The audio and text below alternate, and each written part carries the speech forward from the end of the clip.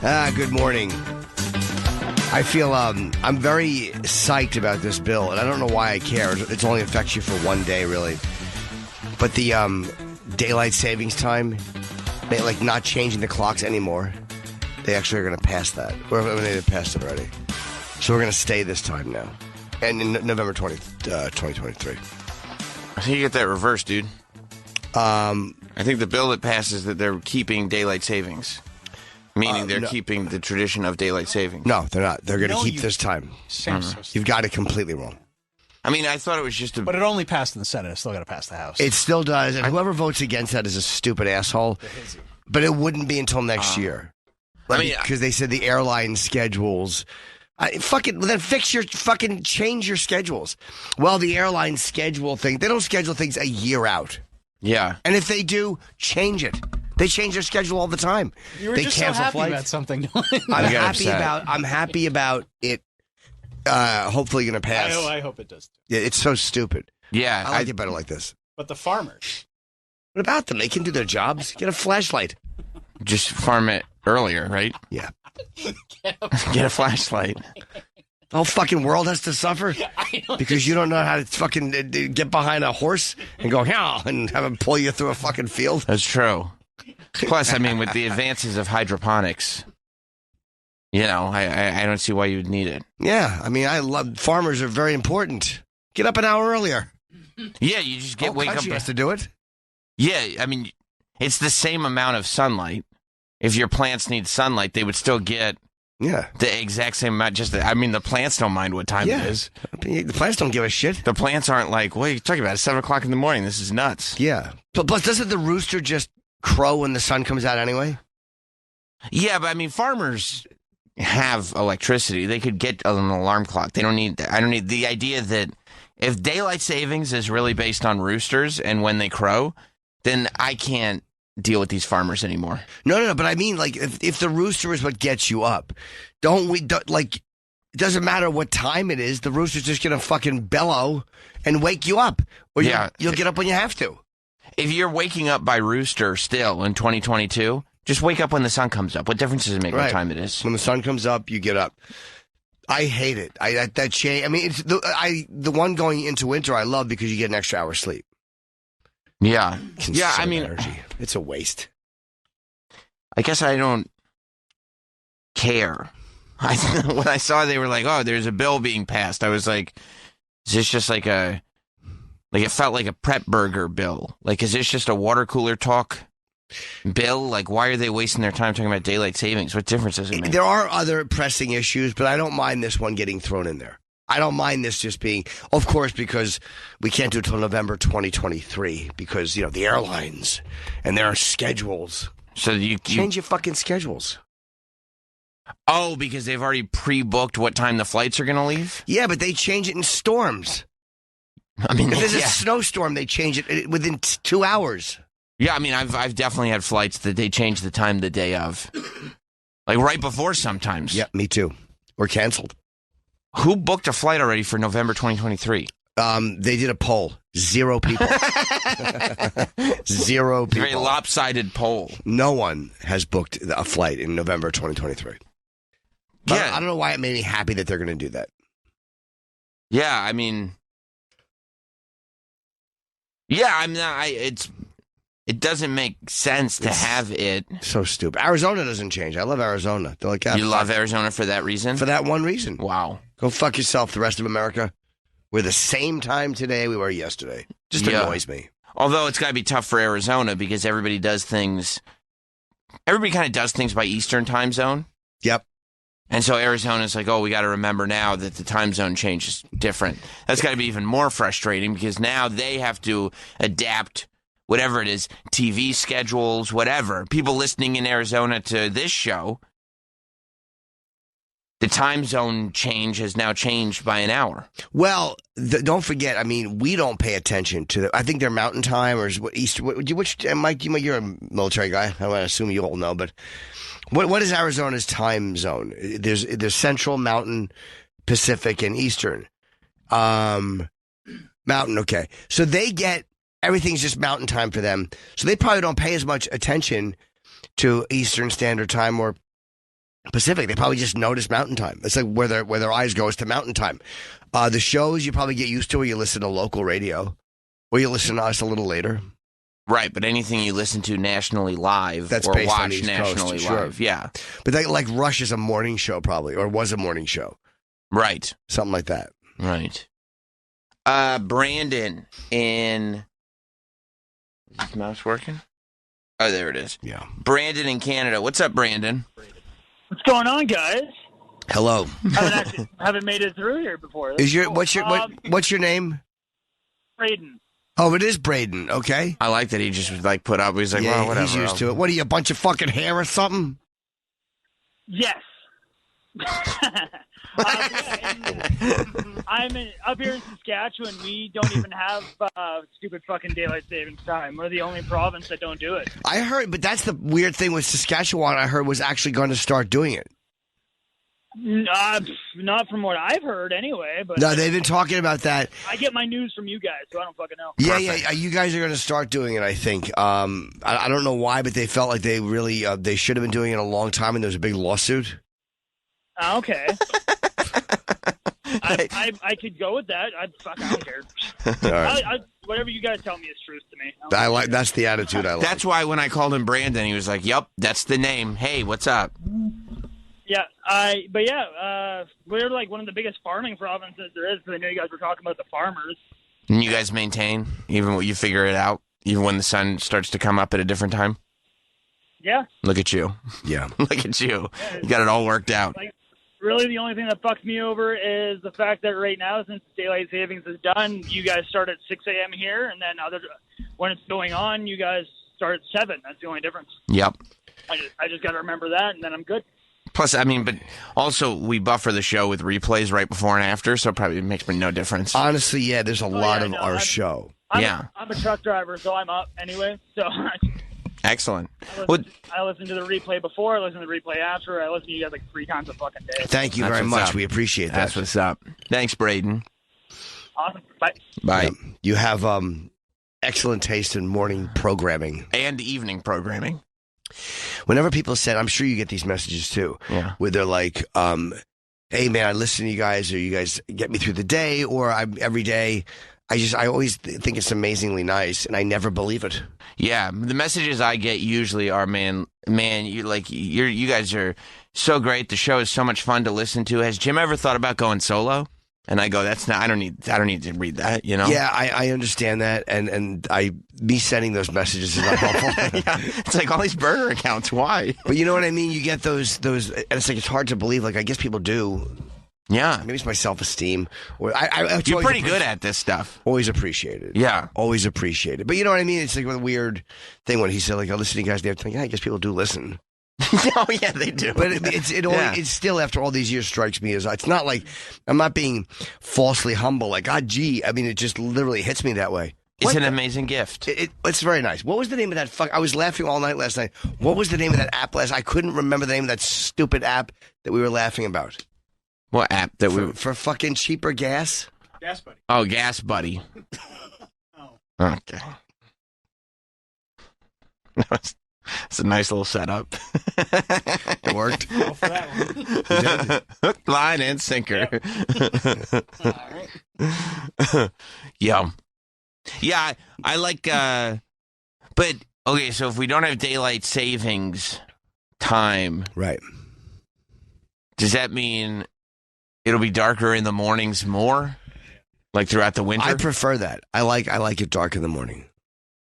Well, you don't like to wake up in the morning. No, but I don't mind a little darkness in the morning. I like driving in as the sun is coming up. I like, yeah. I don't care. Walking to the cellar, I like it when it's a little more daylight. It's just nicer to walk at, say, 6:30 or 7 p.m., whatever, and there's still some sun out. I like that. Especially in the city, because you can't walk around at night anymore. That would be definitely a motivating factor when I got to cut through Washington Square Park. I'm like, yeah, I like that there's sun. Yeah. Yeah. Yeah, I mean, I kind of find it kind of odd that, like, who are the politicians? Because they say the politicians they do what they do for votes, you know, for midterms and this and that. You know, they gotta please their constituents or whatever. Marco Rubio, I think, is the one who sponsored this bill. But I don't see who could be against it. There might be a couple of farming senators or whatever. The House, whoever the fuck has to pass this. I really, truly don't know how government works. As much as I hate everybody, I should probably know how it works, and I don't. Yeah, you just have strong opinions. I just have strong opinions, That's all. But I'm also aware that I'm fairly uninformed about certain things. Yeah, I feel like if I were in the Senate, I'd be like, yeah, whatever. Okay, if you want, I don't. Yeah, there's okay. We won't go back. I don't care. If enacted into law, it would also mean that early risers lose an hour of daylight in the mornings in November, December, January, February. In Big Apple, for example, under current law, sunrise is 7:15 on December 21st. It's the shortest day of the year. We celebrate that all the time. We laugh heartily. If the Sunshine Protection Act, which, by the way, the name of that, I fucking hate. I'm for the Sunshine Protection Act. I am too, but I hate the name of it. If it becomes law, New Yorkers won't see sunrise until 8:15 on that day. Good. I love a nice dark morning. People are going to get really depressed. No, this will actually help with depression because you have sun longer through the day. The sun is there the same amount of time. Yeah, but people waking up to darkness will depress them. But apparently they say it will help with season-affected disorder, whatever it's called, SAD, because you'll have more daylight throughout your day. Waking up, I don't think will affect people as much as it getting darker earlier. Oh, so people will be happy because there's more sunlight later. Yeah, that extra hour makes people. You don't sun lose won't it. set at 4:30 in the afternoon. Right. Set at 5:30, which is a more acceptable time. That's true. You do start to get psyched. Like after daylight savings, you start to get psyched when you're like, "Oh, look at this! It's 7 o'clock and the sun is just going down now." That's exciting. Yeah, that's a good time. Yeah, I think that's what they're doing it for. It's a good time. And plus, in the winter, where we have less sunlight anyway, due to the natural, the sphering of the Earth. Is that well? First of all, that's not confirmed. Well, we know it's turning. We just don't know. We don't. But My it's flat. It's turning left to right. Flat Earth, I don't think turns. Oh, we just kind of float like a magic carpet. Exactly right. Good stuff. Yeah, exactly right. Like Aladdin. Yeah. You nailed it. Oh no, someone's telling me I made a mistake. Oh, let's go to that one then. Cameron in Connecticut. Hey, Let my Cameron go. I feel bad for Troy Klein because he's the one who answered the phone, but it looks like he assisted Jim in his abbreviations for the last post. What do you mean? Pennsylvania. Do you know what the abbreviation for that would be? PA. Yep. That is what I would think as well, but Oh, is it in the back? Is it on the back of the? Oh, Jim. Well, let's be honest. It's in your video. Let's be honest. It says PE. Jim Thorpe PE. Is Troy video editing for you? No, but I do have another friend who we all know and love, who is a very great video editor, who will occasionally make these mistakes. Like, for instance, he did one the other day where he spelled something, like there was like a bunch of spelling mistakes. And I think it's funny because, he's really great. So, yep. So, just wanted to... Thank you very much, pal. Thanks so much. I thought I had written something. That was quick, Cameron. Thank you. Yeah, I thought you'd put something on the Twitter, like on the tweet, not actually in the video. Yeah. Are you going to leave it up? Oh, yeah. I don't get it. It's in all the posts I've done. I just put it up. Is it in my other one from yesterday? Can you check that? End of it? Or 2 days ago, I posted something. Jim Thorpe PE. Are you just going through every person you follow on Twitter to look for Jim's? Yeah, you can click on my profile. It will bring up more of mine. Now, what would I do here? Go through all of the tweets to find Jim's? Yeah, just I gotta go back to this. Yeah, just see if you can go to the end there. Yeah, that was a very my parents moment. Yeah. Like, I just I scroll. thought I was on his profile. Yeah, why don't you go to the Wayback Machine? Okay, he had it yesterday. Okay, I guess he changed it. Maybe you thought it changed. No, you know what? He's probably just very he's probably fingering his own dick. And You think he fingers his dick while he's doing your videos? He likes to pull the videos? skin back up and roll around the head. Why is one date in white and the rest are in green? That's a great question. I think he meant to go in different different colors. I don't know. I hope you're not paying him.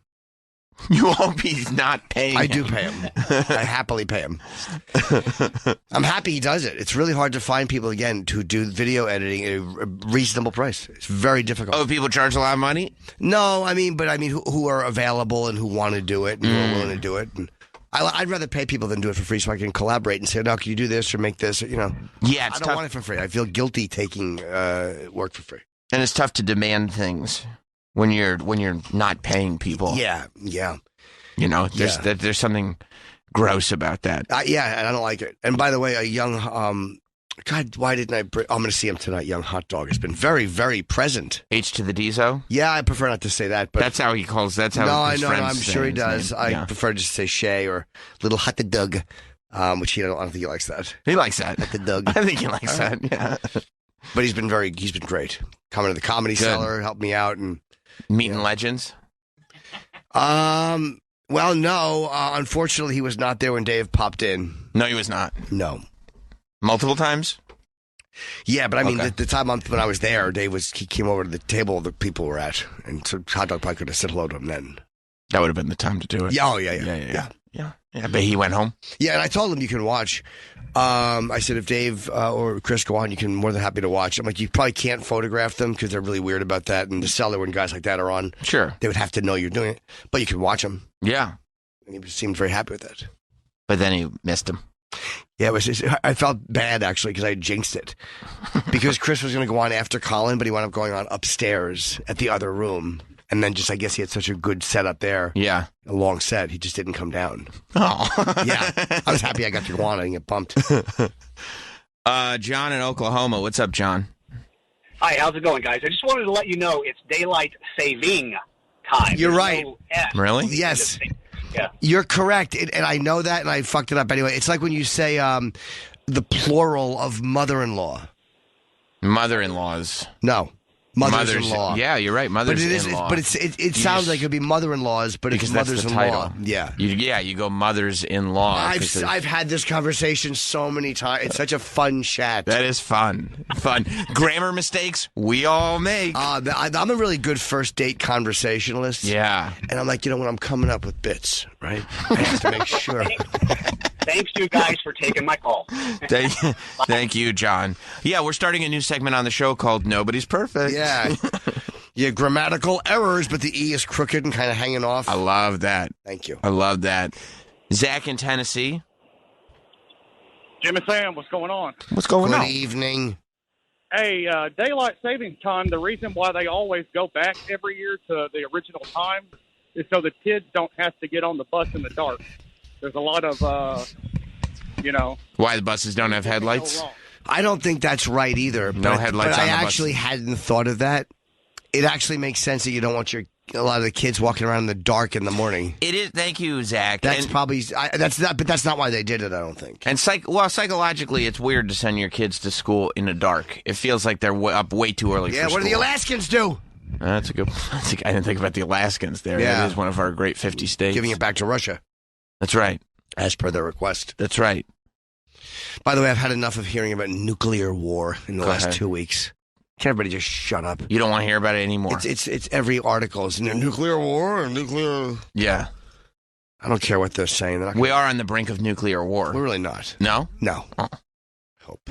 Putin's out of his fucking mind. Well, yeah. Is the reason you don't want to hear it because you're sick of it or because you're scared of it? Combination of things. Oh. Let's go. We're sending thousands of Marines to Australia. To I guess are they NATO? I'm assuming they are. I don't know. In case there's a war with, I have no idea about world affairs. I just know why are we sending thousands of Marines anywhere? I mean, if you're a Marine, there are worse places to go than Australia. No, I know, but if we can fear they can go to war with China, what? Who, Australia? Yeah. Why would they want to do that? Is Australia going to start the war with China? I wouldn't think Australia would start a war with China. They're going to be China. deployed in the Northern Territory for the first time. Okay. After Australia admitted war with China is possible, China. Oh, they signed a pact with us. Great. So we got to send soldiers over. Awesome. Well, we wouldn't want China to take over Australia. Well, can we just stop sending our fucking soldiers places? We didn't send them to Ukraine. No, and it was right not to. But I'm just sick of American soldiers being everywhere. How come China and Australia are going to go to war? I don't know. I honestly don't know.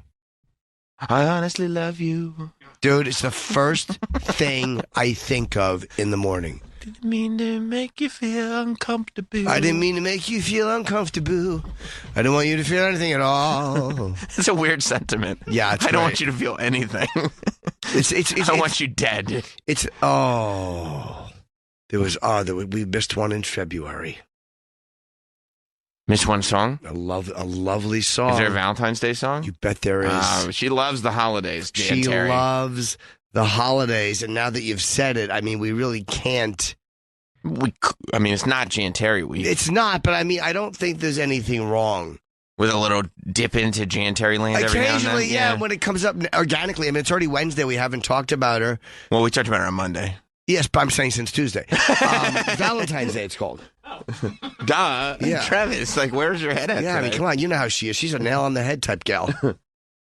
Every day is Valentine's Day. Yeah, and I'm concerned that there are parts of this you may think of later. No. Oh, shit. It rocks, right? That's not a bad riff. Every day is Valentine's Day with you. Ooh. Just like one of those silly love songs. Every day is Valentine's Day with you. Yep. Just like one of those silly love songs. Yep. It's that time again when love picks you. That one in a million, shining to make your dreams come true. Cards, flowers, candies. Listing nuts. shit. I love her lists. I love them But I'd too. rather have you. Every day She prefers is Valentine's Day with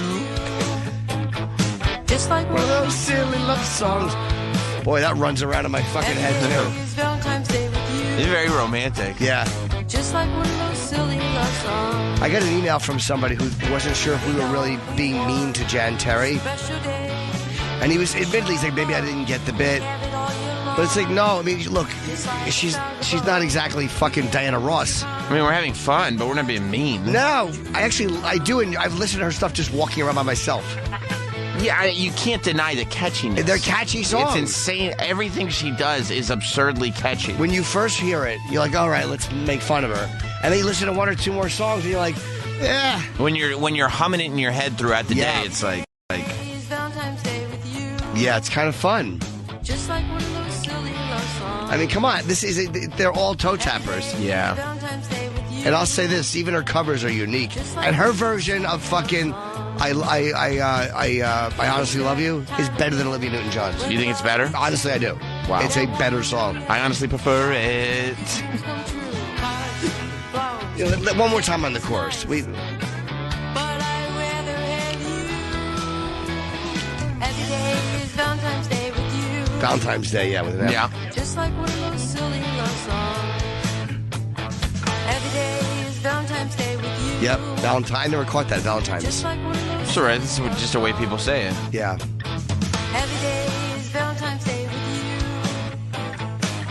Just like one of those silly love songs. I like she mixed it up there at the end. Just one of those silly love songs. Yeah, that's nice. Isn't that a nice song? Very nice song. Just like one of those silly love songs. And she said, they're not even half these songs aren't even about anybody. She just knows how to write a song. She knows how to write a song, yeah. It's pretty amazing. It's pretty damn amazing. Yeah. So hopefully that tap dances in someone's head. I think it will. Oh, it has. It's mine. Brad in Maryland. What's up, Brad? No, I'm just calling because the daylight savings time bill, they actually tried in like 1973, 1974 doing without it, and everybody hated it, partly because like the caller Zach said, people in the morning, the kids going to school and everything, but it only lasted 1 year, and they didn't obviously do it again until now. So weird. Thank you, Brad. Yes. It is going to be odd, I guess, for people to wait. I mean, the whole people spending time thinking about this and getting upset and passing bills and this. It's like, who cares? Yeah, I hope they do it. Who cares what time? But if they don't, it really won't matter. So do we know why why Australia and China are going to war and the military's going over to Australia? I don't know what's going on. No, I was just annoyed that there was thousands of Marines being sent. How come that's annoying? Let's see. Because I'm sick of our military going everywhere. I'm sick of it. It's a waste of our time and money. And like, I would rather see them doing shit here. Like what? Whatever needs to be done here. I mean, there's infrastructure. I would rather have them protecting America than being sent everywhere. What if they are protecting America from Just Australia? tired. Look, I'm sure the Marines would love to get sent to Australia, but I would. It depends. If there's really going to be a war with China and Australia, I'd be bummed. But over if Taiwan. probably not, then Over Taiwan. In September, Australia's defense minister admitted that war with China over Taiwan is a possibility and warned that his country needs to start preparing just a day after signing an historic defense pact with UK and US. Okay, so UK and US signed Australia, we got your back. Yeah, great. We got to have their back. No, we don't. If we sign that thing, we do. No, but we didn't have to sign that thing. Well, we can't act as an independent body and still be a world power. I'm just sick of being. It's one thing I loved about and Trump. we like Australia. I love Australia. Australia's dope as They're hell. awesome. I nothing against Australia. I don't want to be the world's police. I don't like it. I think these are like Again, that might have just been a dumb headline. Marines with a specific set of skills. Oh, like Taken? Yes. They sent a bunch of Liam Neesons to Australia? Trained to use surface-to-air missile systems, high-mobility artillery Great. rockets. Let the Australians do that. But They I think can they're handle it. training. Yeah, they might okay. be. And probably setting up technologies for Okay, Australia. that's fine. That's Yeah. fine. By the way, Frank Caliendo doing Morgan Freeman as fucking Liam Neeson. All I could do is watch Frank Caliendo videos. I mean, I've heard his what's it called? Morgan Freeman, and it's great. It's amazing. I've never heard him do Morgan Freeman as Liam Neeson. I would actually go watch Frank Caliendo just do an hour quietly and then just leave after. I would hope it wouldn't be quiet. I'd hope you'd be laughing. No. But I mean, I wouldn't hey, we go see him. And I would just go as a fan and watch him perform. He really makes me laugh. TikTok? Yeah. His TikTok is blowing up. I'll be honest, not all of ours are. I heard most comedians' TikToks are blowing up. Well, some not so much. I would say some are struggling. That's too bad. As they should be. That's too bad. Do you think it's algorithm related or content related? Oh, I think it's a marvelous combination.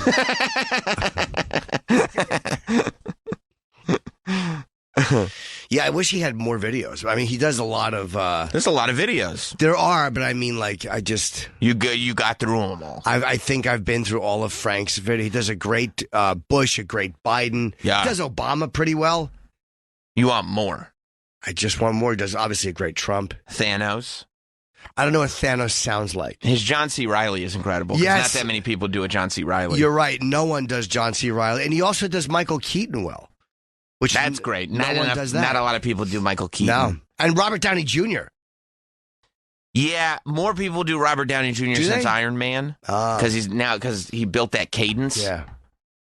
So let me ask you a question. That's my Robert Downey. How's that? It sounded like you're Jan Terry. Oh. Just for a second. That'll be the whole thing. I don't know who you are. I'm just a friend. I don't know what you want. I just wanted to say hello. If you're looking for ransom, I can tell you I don't have money. But what you do have are a very particular set of skills. Skills that make you a nightmare for people like me. What a great It's impression. unbelievable. But I just wanted to watch it. I know. I was enjoying what it. It's a unbelievable. Stunningly good impression that is. I literally just watched that scene from Taken last night, right before I went to bed. That's perfect. Dude, he does Barkley, does Shaq.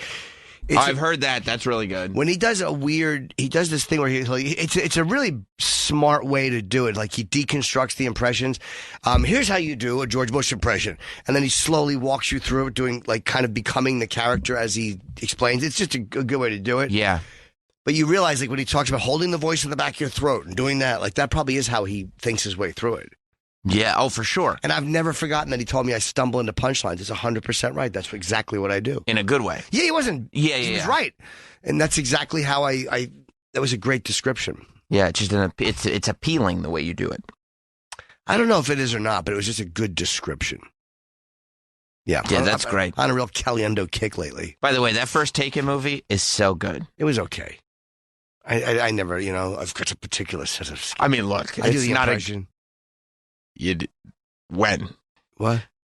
What do you mean you do the impression? I got particular, got some skills. Yeah. I like it. Don't jokes. Yeah. I'm in bed next to the slippers. No one down here but us trust bunnies. Oh, God. Yeah, I didn't love it. Yeah, I mean, look, it's not a documentary by any stretch of the imagination, but yeah, I love it. I love it. It starts to fall apart in the sequels, I think. The Taken franchise.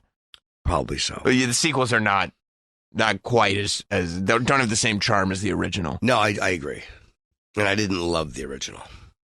Kurt in Louisiana. What's up, Kurt? Yes. Kurt Vonnegut? Good morning, guys. I think How so. y'all doing? Kurt Metzger? Hey. Hey. Australia doesn't want to go to war with China. Australia wants to protect Taiwan. That's nice. Yes. Understandable. But again, now what's their relationship to Taiwan? Good dudes. Australia or China? Australia. Australia, none really, other than Taiwan wants to be its own sovereign nation, and China keeps saying that they're part of Chinese empire. Is there a geographic part of it? Meaning, is Taiwan closer to Australia? Yeah, it's relatively close to Australia. And Yeah, that's probably. the biggest problem is Taiwan has the only 2 chip manufacturing facilities in the world. Oh, so that's where all the laughs are coming from. That's right. They're just making chips over there. Fuck yeah. How about we build one somewhere else then? We should have. So it was my understanding. I read an article that said that if we went to Intel and said, build 3 of them here, and they said if we started today, it would take 18 months. All right, well, let's start today. We got 18 months. Yeah, exactly. Yeah, exactly. Hopefully they did. Yeah. All right, buddy. Thanks, Thank you. Kurt. Yeah, I mean, I'm sure Taiwan is lovely, and I certainly don't want to see them get overrun. Well, I think the idea is, I would imagine, based on the information that's been given to me, I have a certain set of skills, that if Taiwan is that close to Australia, then Australia not only wants to protect Taiwan because of what Taiwan is capable of doing for them, but also because they don't want that kind. Was there a rumble in here? No, Is I'm there not saying no. It's just because with all this talk of hostilities, it sounded like there was some kind of nuclear testing happening. No. You sure? Well, yeah. How close is Taiwan to? Oh, Australia is near New. I didn't know where. Near Indonesia. What? Yeah, You don't like Indonesia? What was that noise? Are That you was very racist? Nothing to do with what we're talking about. Oh, sorry. No. You also have a particular set of skills. Yes, I do. Yeah, he does. That's right. It really does.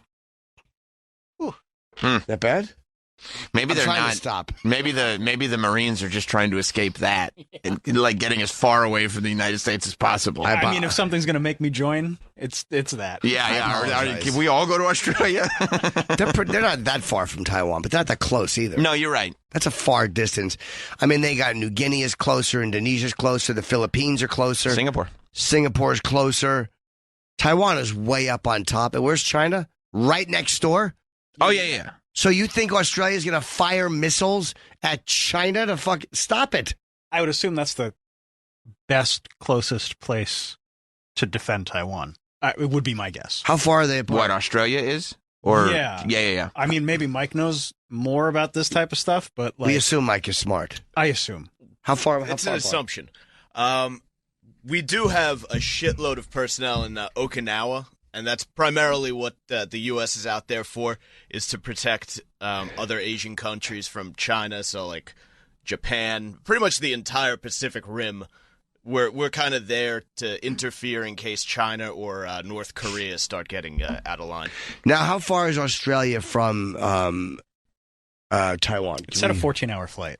But that doesn't look like 14 hours. That's really far. Well, you got to imagine the planes are really small on this map. But this is not actual size. Oh, yeah. That explains. Yeah, like from here, I'm with you, Travis, because from here, I'm like, they could easily swim to Taiwan if they needed to. So how many miles? I don't know. A 14-hour flight is way further than I thought. That's actually twice the distance from here to England. Yeah. Across the pond. Let's see. Taiwan is closed. Okay, that's not it. No, Okay, so 2 hours and 35 minutes drive. Okay, yeah. I guess found. the planes just go on their wheels very slowly through the water. Yep. Okay, so 2.5 hours. That's 3,400 miles. I mean, that's not 14 hours. You could do it quicker, you think? 3,400 miles? How quick? Isn't that like the distance between here and Florida? Oh, yeah, 34. No, that's between here and... Oh, yeah, maybe. It doesn't take 14 hours to get to Florida on plane? Not on a plane. That's not a 14. I've been there. You're right. That's not a 14-hour flight. You're correct. Is that a 2.5-hour flight? Yeah, yes. 3, yeah. Then where did you find 14 for? Could you go to that page? I quickly... Do you think he's made a mistake? No, look, here, flights to Australia. Oh, I was... There's a layover somewhere. Yeah, Taiwan. Yeah, I guess. Oh, wait, nonstop. Oh, is that with the time difference? No, it's not. I don't know. I mean, I just quickly did that. Like, that wasn't. You did it that quick? Flights to Australia, that means from here. Yep. He did it from here. Yeah. He didn't mention Taiwan at all. No. Well, I typed Taiwan to Australia. And then, yeah, the heading said flights to Australia. Yeah. That makes sense. Okay. Yep, that makes a lot more sense. There you go. Yeah. See, I sense that the world was a little different than Travis painted it. So I would guess, and Mike can correct me if I'm Travis wrong. has a problem with depth perception. He has no idea what distance. Like, I asked him, how far is it from here to the bathroom? He said it's about a 13-hour flight. I was like, it's right down the hall. But can you imagine if... That's why I never go to the bathroom. Yeah, it's so far away. Can you imagine if I heard that, though, and I had to go on like a news talk show tonight and talk about this and argue and go, why are they defending him? It's a 14-hour flight. And then you come back and blame Travis instead of really realizing that maybe you shouldn't go on news shows just talking to Travis real quick. No, but then the person I was talking to would start the conversation. They'd go, they have to defend them. It's only a 2.5-hour flight. I go, what are you talking about? It's 14 hours. and then the host would go, what do you mean? I would go, it's a 14-hour flight. And he would go, it's 3,400 miles. I'd be like, exactly. That's twice the distance to England. Like, I would just dig in. Yeah, of course you would. Make an asshole out of myself. They'd be like, where'd you get that information from? And you'd be like, well... Travis! Yeah, Travis. He's got no sort of... This isn't his field of expertise, but he just Googled it real quick. Yeah. And we wanted an answer right now, so we just used that one. Yeah. Fucking kilometers. Stop it. You're mad at the kilometers? They stink. Because it's 5,500. I mean, that's so annoying. Way less miles. Yeah. Yeah, I'd rather do it in miles than kilometers. Although it's cool when you drive like 120 kilometers. You're like, that's fun. That's why I love the Autobahn. Yeah, it's great though when you're in Canada and you're doing a fucking you're doing like you think it's kilometers but it's miles per hour and you're very much speeding. Done that before. Officer, I was looking at the wrong meter. Oh, sorry. I'm from America. I have drugs in the car.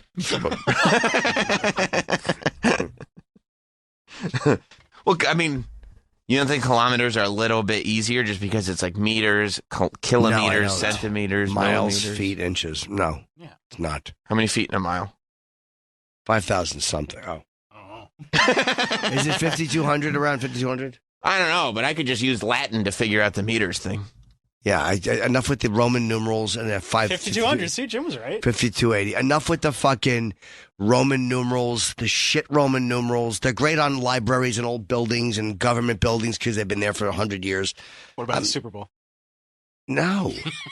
No. I know. XVI. 16. Yeah. Good for you. You know 16. That's awesome. Why don't you go whip Jesus?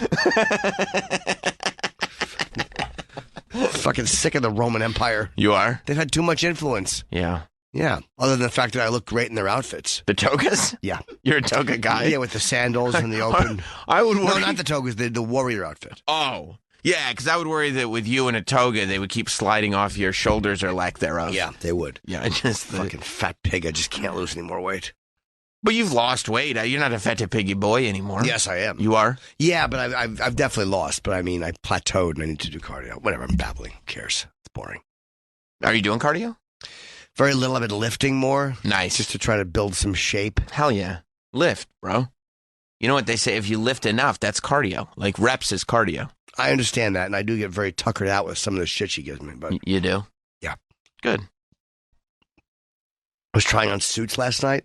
Nice. Because I'm going, I'm going to left coast. And you gonna wear a suit in California? No, but there's one thing I'm doing, which I might wear a jacket for. I wear suits whenever I'm in California in case there's any agents walking around. You know? It's show business, not show fun.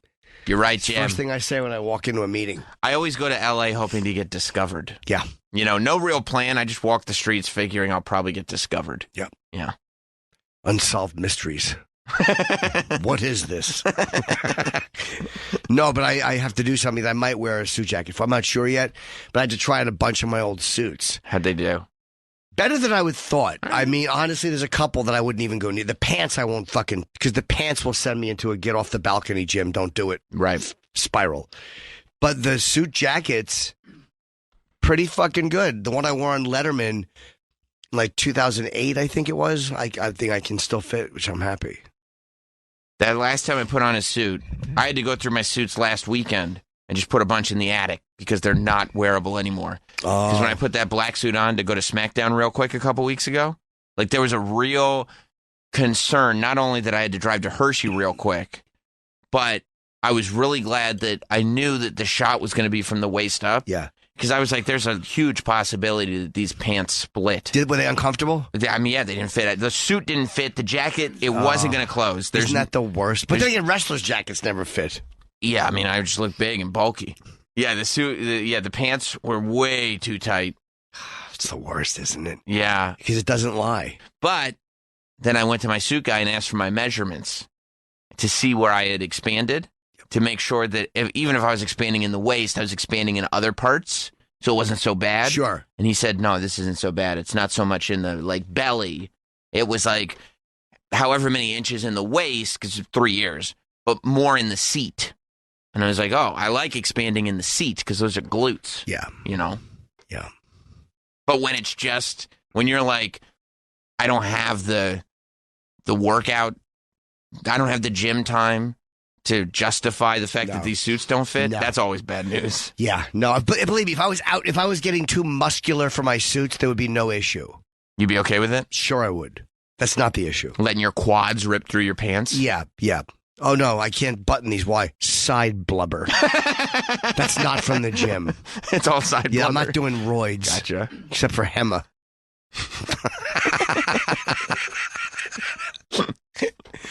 Yeah, I'm doing a cycle of roids. Oh, where are you getting them? No, my asshole. Yeah, exactly. I just push really hard on the old turlet.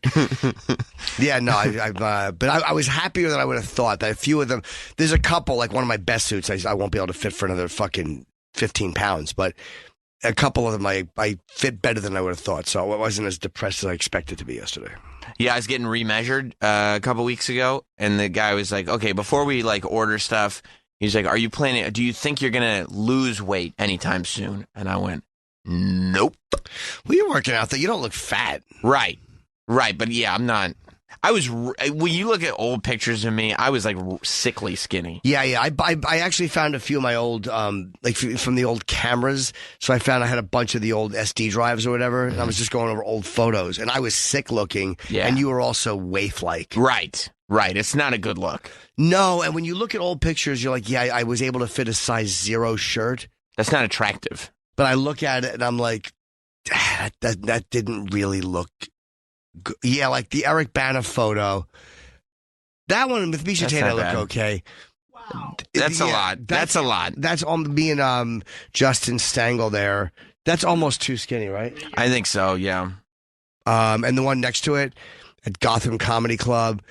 Yeah, and you don't want to get wrinkly if you get skinny. And look at the bottom one, me and Eric Bana. That was after we shot that opening scene for Gervais's movie. I don't mind myself there, but I remember that shoot. I had almost 0 belly fat. I think, the reason you don't mind yourself there, though, is it has nothing to do with the weight loss. I know you probably think because I look fruity and I'm playing a male escort. Yeah, and there I am. You've been much fatter. Those are the photos you should be looking at. That should make you feel much better. I am, yeah. J-Rock. Yeah. That's exactly it. Yes.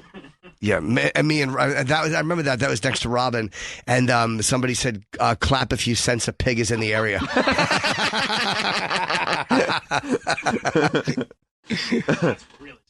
And the hair was awful because I was doing an Uncle Paul sketch, so I had to let the hair grow. Yeah, that doesn't help. There's a picture of Jim on Google where he's really, really skinny, but he let his hair grow out. You look bad. It's a bad combination. Do you think that's? Yeah, that's fine. Yeah. But do you think that was too skinny in some of those? Yep. Yeah. Okay. Yeah. There was a point where you were too skinny. Yeah, and Esty would always say that to me. You don't look right. That's not that nice. No, but she loves me, and she was just telling me, you eat something, you're fine. Yeah. That's too much. This is way too skinny. I guess it is. Looking back on it, not that I'm a teenage girl. I'm just talking about my body. Who cares? I don't care about how you look. But I mean, that's really... You literally got T-shirts that are based on the song that you wrote about being too fat. Yeah, I guess that was too skinny. Yeah. Definitely. Scrub Daddy Jimmy is too skinny Jimmy. I think there's no fat, though. But I love wearing a shirt like that. It wouldn't be bad if it was muscular.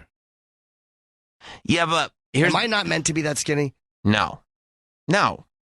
You're going to get wrinkly if you get that skinny, too. You can always tell somebody's not meant to be that skinny because their skin, especially as they get older, their skin starts to wrinkle. You got to look healthy, Jim. Body positivity. Yeah, I guess so. I mean, that's not the most flattering. He's doing a thing with his body to make himself look bigger. That's not the best time. the piggy boy. For a screenshot. That's not right. Yeah, old tub of shit. Is that what they call you? No, yep. That was my nickname. Old tub of shit. Old tub of shit. That's horrible. OL apostrophe tub dash a dash shit. That's Old so tub of shit. mean. Yeah, I guess there's a balance. Yeah, Scrub Daddy Jimmy is too skinny. Can you click on that? Wow. Yeah, but no, it's yeah. Isn't it going to be tough though for you to? Are you going to be able to make the call where you're like, no, I'm good here. This is the comfortable middle ground. Yes. I mean, that's tough for any person, I think, to figure out. I had, Because you like- want to just keep.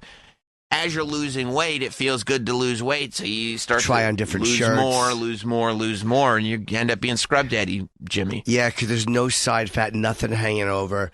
But let's just say certain women in my life are like, do not do that again. You look much better now. That's good. That's Yeah. a good influence. Yeah, like was happier with me 10 pounds ago. Oh, yeah, but then you got paranoid that certain people wanted to keep you fat, right? Yeah, hoping I'd have a stroke. It's a war zone up there in your brain. Yeah, it sure is. Want me dead, don't you, bitch? No, I'm your mother. I don't think you've ever been at risk of a stroke fat. No, but you never know. I had a bad headache coming in. I'm like, oh, boy. I've had headaches before. I've never. I mean, people have strokes, sure, but like, I've had headaches before that have not led to stroke. If it makes you feel better, I'm going to pay for a full body scan. I want to get scanned for cancers and everything. I'm at that age. You get paranoid.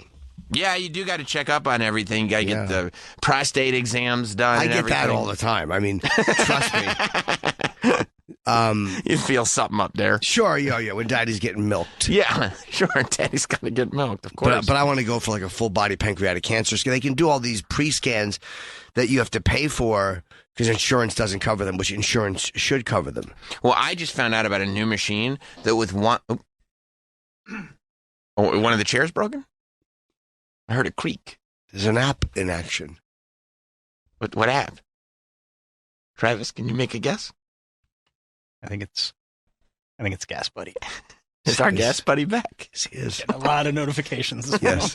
Yes. Sorry, you have banners clicked on. I thought I turned those pesky things off.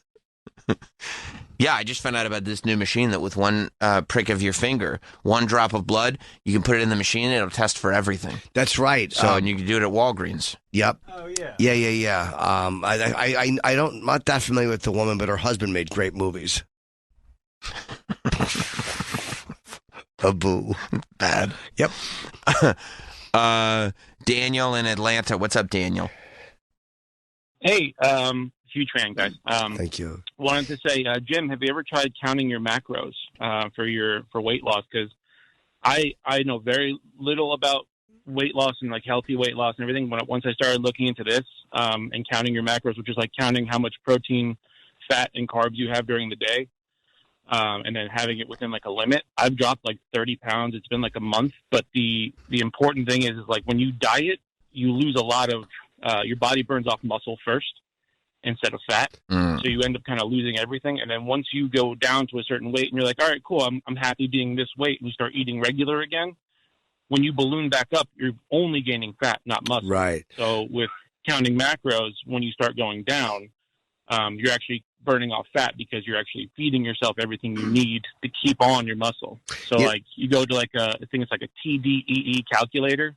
You just type in your info and it shows you like, this is how many calories you're allowed to have. If you want to like cut weight, this is how much protein you're allowed, how much fat you're allowed, how much carbs you're allowed. And then you use it with like, I use like the MyFitnessPal app, and it just like, you just type in the shit you're eating during the day and it keeps track for you. So like, I'm still eating like, everything I usually eat. I get to have like Oreos every now and then. I still get to have like, candy and stuff, but I love candy. It kind of keeps you in check of like, how much So am I good. allowed to have? How much can I save during the day? And then once you hit your numbers, like I honestly, that and like light cardio, I started shedding off weight. Thank you very much. I'd never done counting macros. Dude, I eat like twice a day. My eating habit is not crazy at all. I do not eat crazy shit. I don't snack on, I eat more nuts than I probably should. Guys. I mean, I just thought of so many jokes. Not what you're thinking. What were you thinking? What is it? Cracked nuts? Good one. Thanks, man. Little snacks, but I don't eat like potato chips or pretzels. I'm not eating bread. Like none of that shit. You're supposed to eat a lot of protein to keep your muscle on. Like a lot. Like way more than I thought. Yeah, you got to. I mean, I do, but like I want to lose the weight. Yeah, but then what that guy said will happen. If you don't have muscle, then when you start to gain weight back, you're not going to gain muscle back. Yeah, I guess so. Like you're supposed to eat a gram of protein per pound on your body. So if you weigh like 150 pounds, you're supposed to eat 150 grams of protein a day. Some people try for. Do you eat before you work out? Oh, yeah. I see. I don't. And she yells at me. She's like, "You got to have egg whites before you work out." Yeah, because otherwise you don't have the energy to work out. Yeah, we've noticed that in the gym. Yeah, it's ridiculous. I curl up in her lap and sleep. Yeah. I don't work out. Like I give myself time after the show, and I make sure I always eat before I work out because here, and this is where my cost prohibitive nature comes in handy. I'm paying a lot because it's this personal trainer, and I don't like paying a lot for things. I know. And so if I'm going to pay a lot, I'm going to get as much out of it as humanly possible. Yeah. So if I show up there with no energy or super tired or just not doing as much as I could be doing, it's a waste of money. It is, but for me, just getting it, because I'm always, you know me, my apnea, I'm always exhausted. The fact that I just go, that is the win. Like the fact that I'm actually doing a workout. Just doing anything. Which I want to do. Let me answer this question for Richard in Baltimore because I have a very unique way of doing it. Yes. What's up, Richard in Baltimore? Hey, Sam and Jim. So, Jim, I'm sitting on my couch last night counting coins, and all I can think to myself is, how does Jim count his coins, and how does he wrap them? Okay. It's such a pain to do. Here, it's my technique is a little bit unorthodox, but what I'll do is I'll take like 40 quarters, whatever it's going to be that will fill a quarter roll, and I swallow them all. And I shit them into a perfect log, and then I take a sharp knife and I slice off the excess feces, and I duct tape around the outside, and I bring it to the bank. Why do these quarter rolls stink? Yeah. I didn't get it all. I didn't get every bit. Well, perfect my log. I kept losing count, and I was just, I just felt like Chip every time I stack quarters together, and then I'd get halfway through the roll, and I'd say, "Fuck, I don't know how many dollars are in here." I know, you got to put them in little piles. A little pile of 40, a little of this, a little pile of that. This way you count them once, 40, put it there. Don't roll them as you're doing it. Take the pile and then put it up as a pile of 40. But if you fill the roll, aren't you pretty much going to get like, okay, close, but if not it's exactly. a roll of $10, like you might get $9.75 or $10.25, but you're pretty much going to have $10. Yeah. I have to go to the bank for all those things I roll. Yeah, but the bank is real anal about it. So yeah, they nice. are. Yeah, they weigh it. I'm sure they weigh it. Yeah. Yeah. Good point. Well, now I know that I need to eat them and shit them out. So. Yeah, Richard, a perfect log. I've also, Richard, just go to a Coinstar. No, fuck Coinstar. I told you they fuck you. Fuck Coinstar. Yeah, definitely. Fuck Coinstar. Definitely. Yeah, you guys are right. Always, I appreciate it. All right. Thanks, buddy. Bye now. Yeah, it's definitely because there's no value on time. So no, there is, but sometimes like when you say, "Look, I'd rather not be jerking off," you're like, "Let me count quarters." Okay. Let me book on tape. By the way, I finished my 4th book in I haven't read a book in years. Put another gold star on the wall for Jim. Audible is so good. Someone's getting pizza from Pizza Hut. Oh yeah, book award points, baby. I mean, I'm too impatient to read books. Right. Literally, your mind is all over the fucking place. Except for the JFK book I'm rereading because they only have the abridged version on Audible, which abridged versions suck. Yeah. God, this fucking Take the Gun, Leave the Cannoli is a great book. You finished it? No, I'm about an hour away. Yeah. From finishing. It's great. The other great thing about eating right before you go to the gym is it's guilt-free. You're on your way to the gym.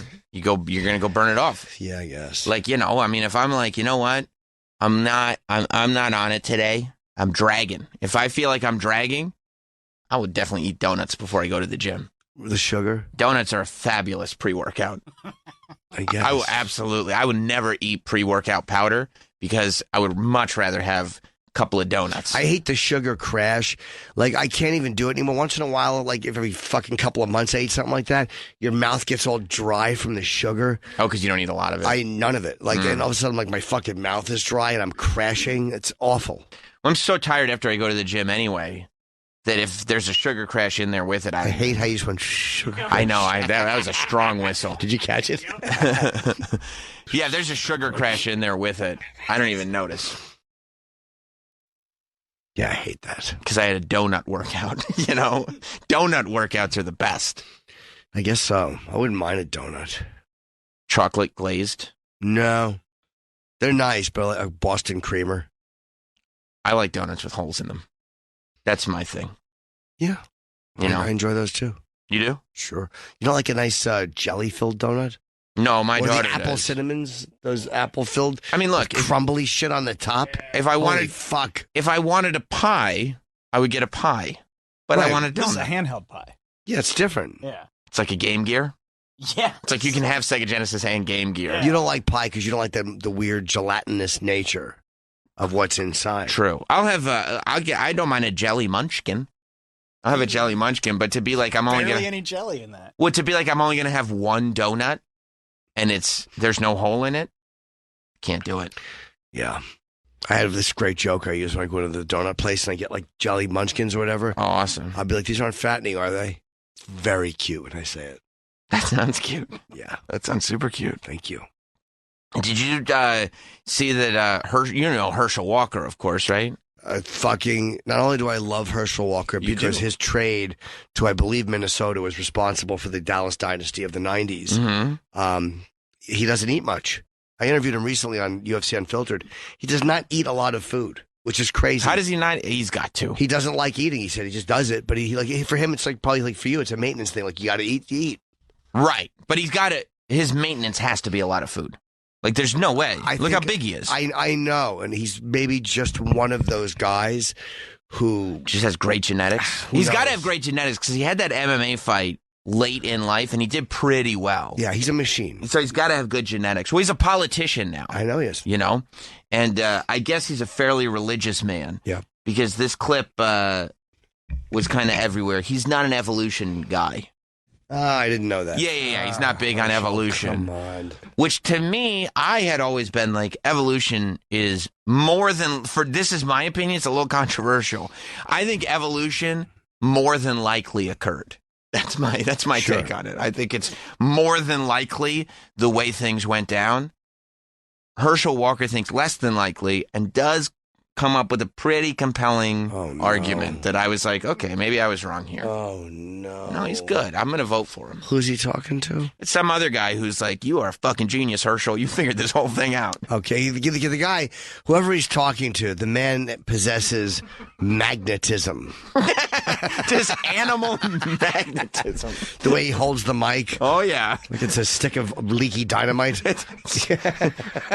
Certainly nothing impish about him. Not at all. Too fat for suit pants, just like old Jimmy Norton. Look at Herschel's legs, by the way. Look at the Dude, fucking that's what I'm shape looking at. That bastard's in. Look at those hamstrings, those quads. He's incredible. Yeah. That's why I trust him on this thing. All right. Speaks confidently. I mean, if somebody up there had to say, let there be light, that the earth started, and then he had to put someone there on earth. Because remember, Adam was there.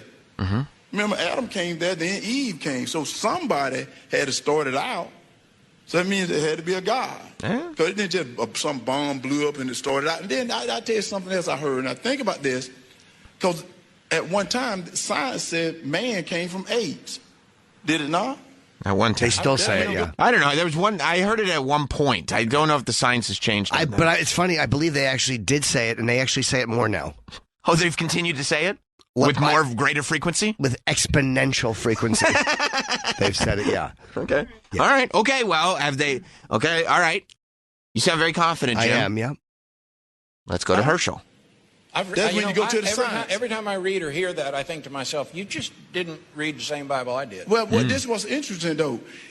By the way, can we get into that man's head? Can we see what a fascinating life he leads?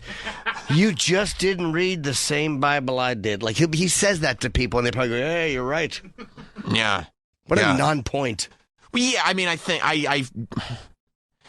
I feel like it does make the point. The people who are more science-based would probably go, yeah, I didn't go to the Bible for the science part of this. That's more of a morality kind of spiritual thing, not like the science part. It was different books. I have, to digress for a very brief moment. Yeah, of course. I have a little more faith than I did, say, 2 or 3 years ago. A little more. That's nice. I love that. Not biblical. Like, I think what they're about to say is shit. Well, you don't know. No, I think. That's very judgmental. I think it. And it could convince you that you've been wrong the whole time. Yeah, no, but I actually believe more in God now than I did a couple years ago. But not fully? Well, just not this silliness. Well, apparently you didn't read the same Bible I did. No, I didn't. The one I read was put up by Larry Flint. Didn't read the same Bible I did. Well, this was interesting, though. If that is true, why are there still apes? Think about it. You know, now you're getting too smart for No. us. Think about this. We have an evolution we've gotten so intelligent that if that is true, why are there still apes? And then the conception of a baby. Let me tell you, science can't do that. They're still trying to do it, but they can't because there had to be a God. Yeah. So when God came and said, "Now let me create," yeah. All right, Jim. Riddle me this. Yeah. If we evolved from apes, why are there still apes? Well, I'm imagining that we kind of branched off into different species. Yeah, perhaps. Yeah, well, maybe there was like a fork in the road, and the ones who were apes just kept going that way, and we showed up over here. You're saying that we're evolved from a species of apes, and that other species of apes did not evolve into man? Yep. Sure. Couldn't be that simple. It could not. No. No. Well, if there's honeybees, why are there hornets? Yeah, it's like both bees. Well, if wolves are part of the dog family, why are there still Cocker Spaniels? Answer me that. Why isn't it just all wolves? When he first said it, there was some laughter in the audience. Yeah. And then he probably thought he was joking. Then the co-host was like, yeah, you're getting too smart for us, man. This is the stuff we've been looking for. And then he's like, hey, science hasn't perfected human cloning yet. Why? No God.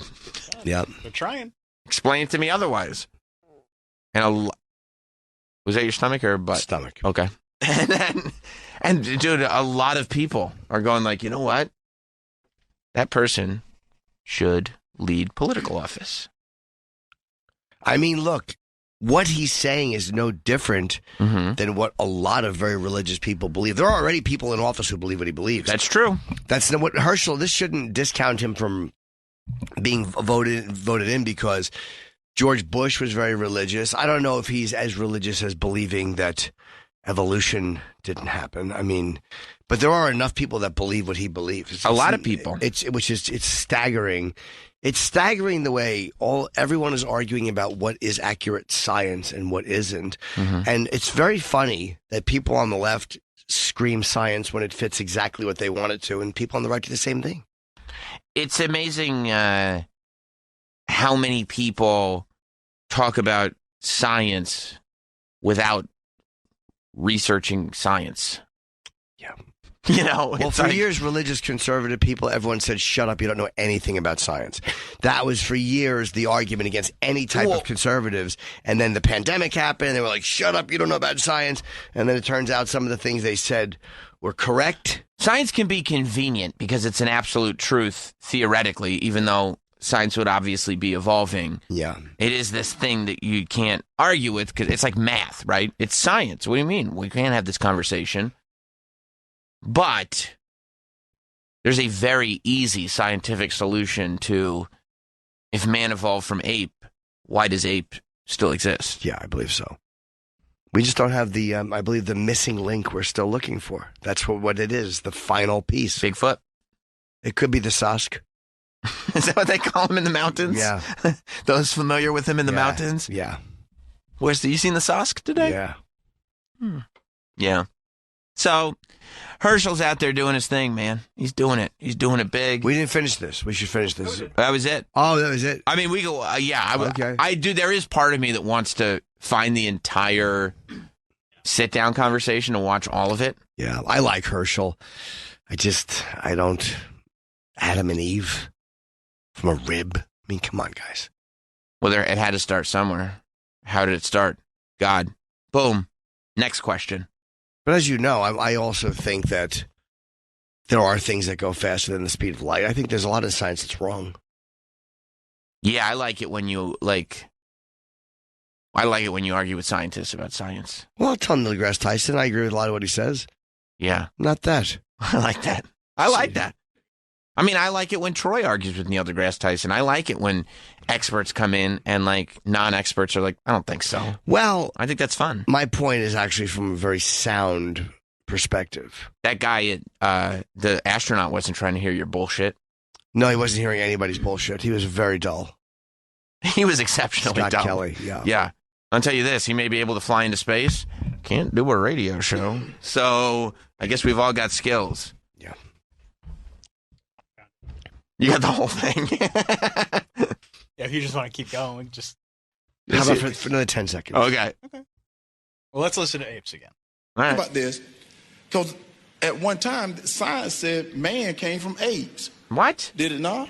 One time. That's when you go to the science. Every time I read or hear that, I think to myself, you just didn't read the same Bible I did. Well, this was interesting, though. Love that. If that is true, why are there still apes?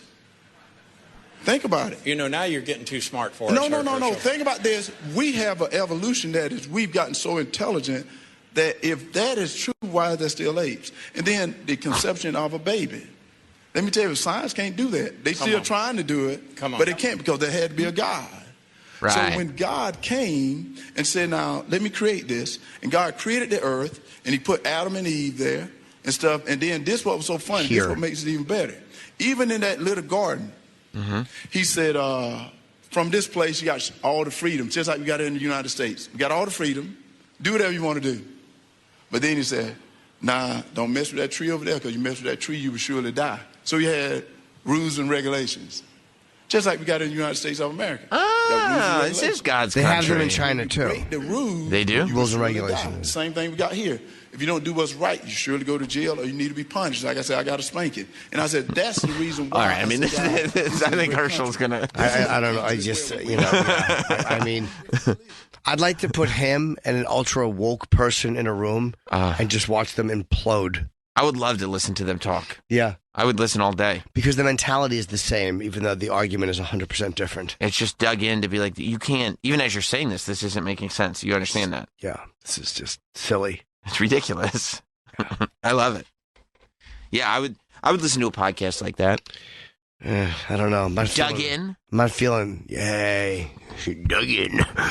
That should be the new Doug Bell show. Should be dug in. Dug in. But you spell it DOUGINN, like it's a hotel for good, cool things.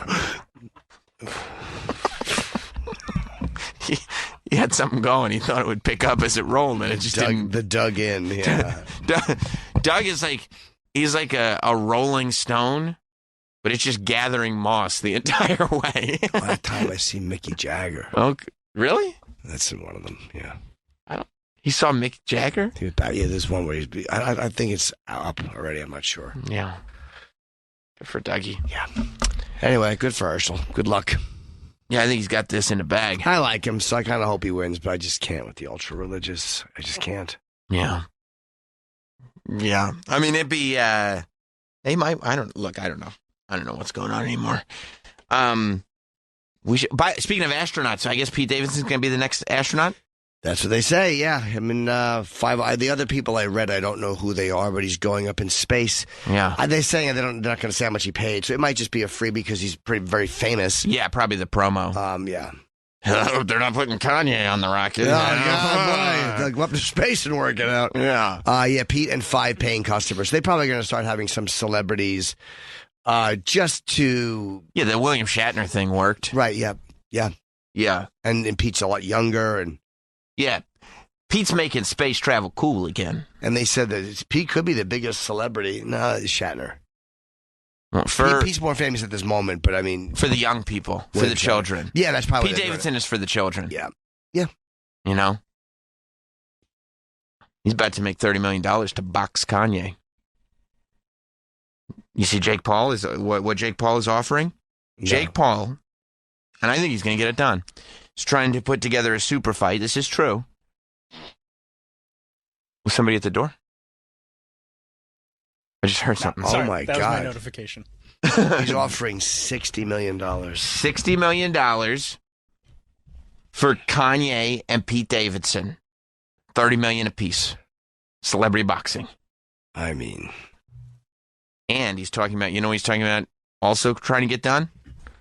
Putin versus Elon Musk. Yeah, I mean. I think he'll be able to pull that off. I respect that he's trying. Yeah. Money will be put in escrow before. Pretty, well, you don't like the idea?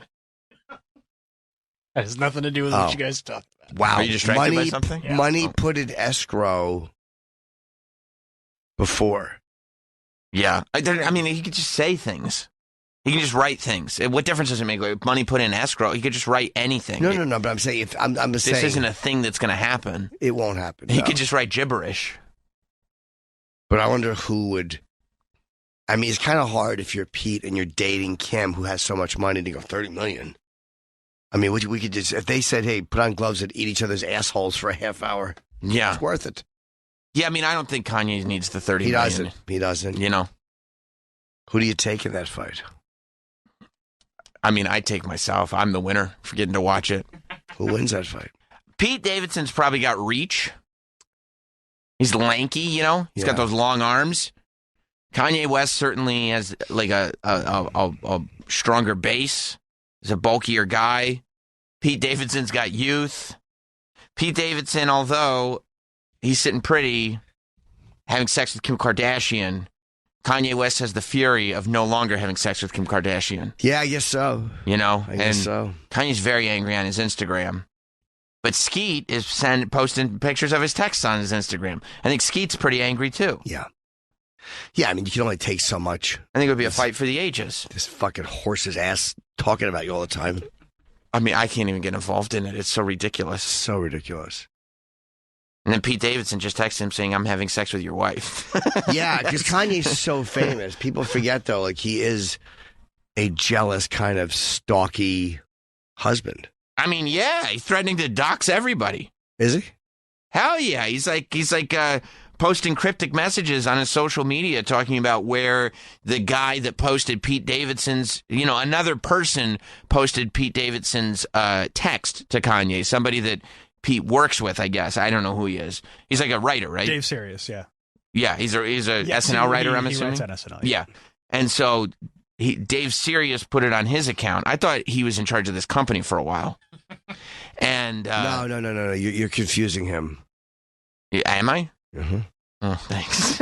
With no. Go ahead. Josh XM.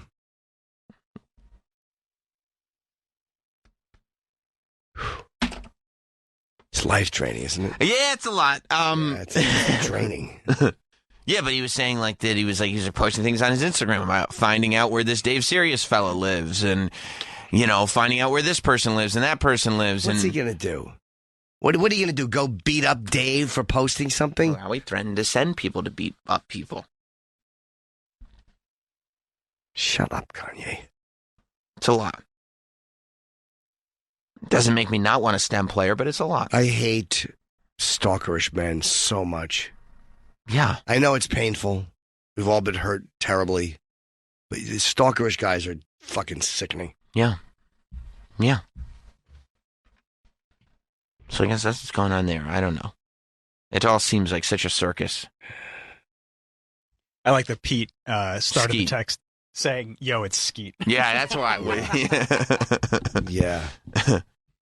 He did the honorable thing. Yeah, but him offering to help Kanye, I don't think that's going to be well received. You don't think that's what Kanye was looking for the whole time? No, because even though Pete does have mental health issues, so does Kanye, you never want the guy who's banging your wife to be the guy who helps you. I mean, especially if it's Kim Kardashian. That's a bummer. Yeah. I mean, it was years after both had already... It was in the 2000s. It was years later. And Tommy Lee and Kid Rock got into a fist fight over both fucking Pamela Anderson. Yeah. Who won? I don't know. It better be a really good fight, though. Yeah. But I don't know who I take in that one either. I mean, it depends what year it is. Yeah, if it's the early 2000s, it's definitely the Bull God. But if both are kind of past that prime area and they're both just legends, I don't know. But if anyone's taken the throne from Pam Anderson, it's Kim Kardashian. Yeah.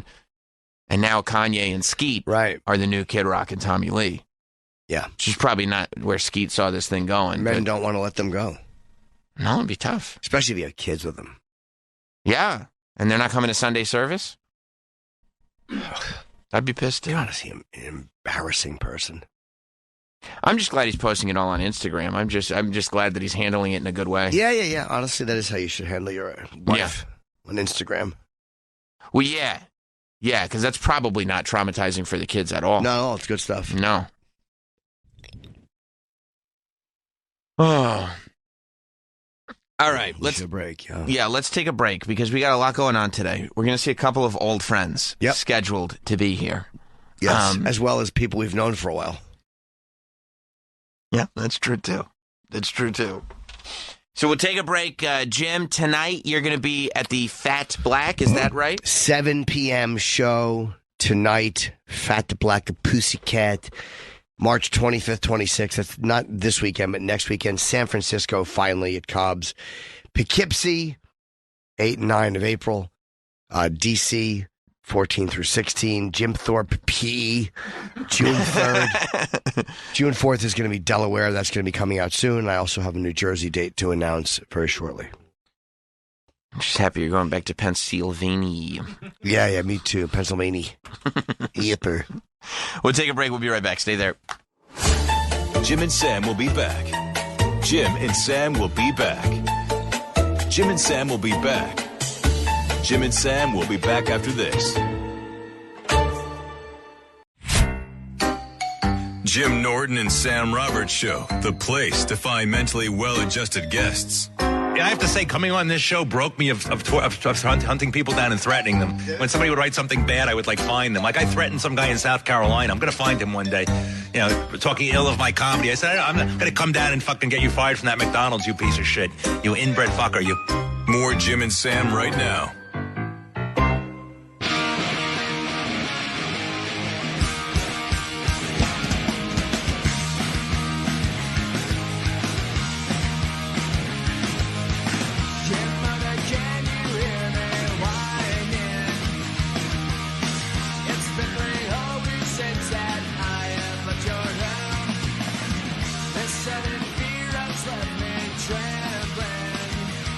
Welcome back. It's Jim Norton and Sam Roberts. On, by the way, the best day of the entire year. I agree. Shatter that glass. Happy 316, everybody. Oh. Happy 316. It's more magical than Christmas. It's better than a birthday. It only comes but once a year. Known in some circles as the Ides of March. 316. What were you opening there? Having like a brewizer. I hate that when he says that. It's Stone Cold Day, everybody. Happy 316 to our friend Stone Cold Steve Austin and to all of our friends out there. Yes. All of our chums. All of our chums who are celebrating 316 with us. And I feel like one of the magical things about 316 Day is to be reacquainted with old friends. Yes. And we have one of those old friends coming in today.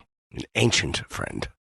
Yes. It's not that we haven't known her for that long. She's a very, very, very old friend. Yeah, she is. Very old. A very old lady.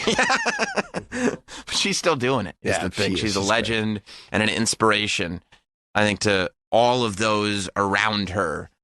Oh, yeah. And it looks as though... Yes. A big... looks as though she's making her way in. Oh, my God. Ladies what and a gentlemen. Big event. Hey, how are you? Sandy. The naked cowgirl. That's right. Sandy Kane.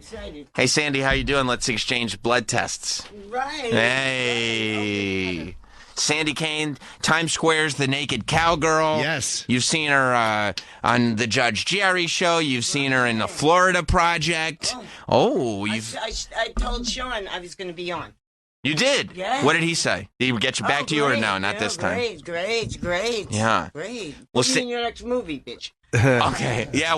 How did you feel? Red Rocket came out recently. Was a huge success. Now it's on home video. Oh, yeah? Sean Baker's new movie. Yes. Were you okay with the fact that you were not a part of it? No, but you were a know, little upset about that. I wished, I really do feel that if he put me in the movie, it would be a bigger success. Really? I agree. And didn't he try to reach out to you and he couldn't get a hold of you? That was what I heard.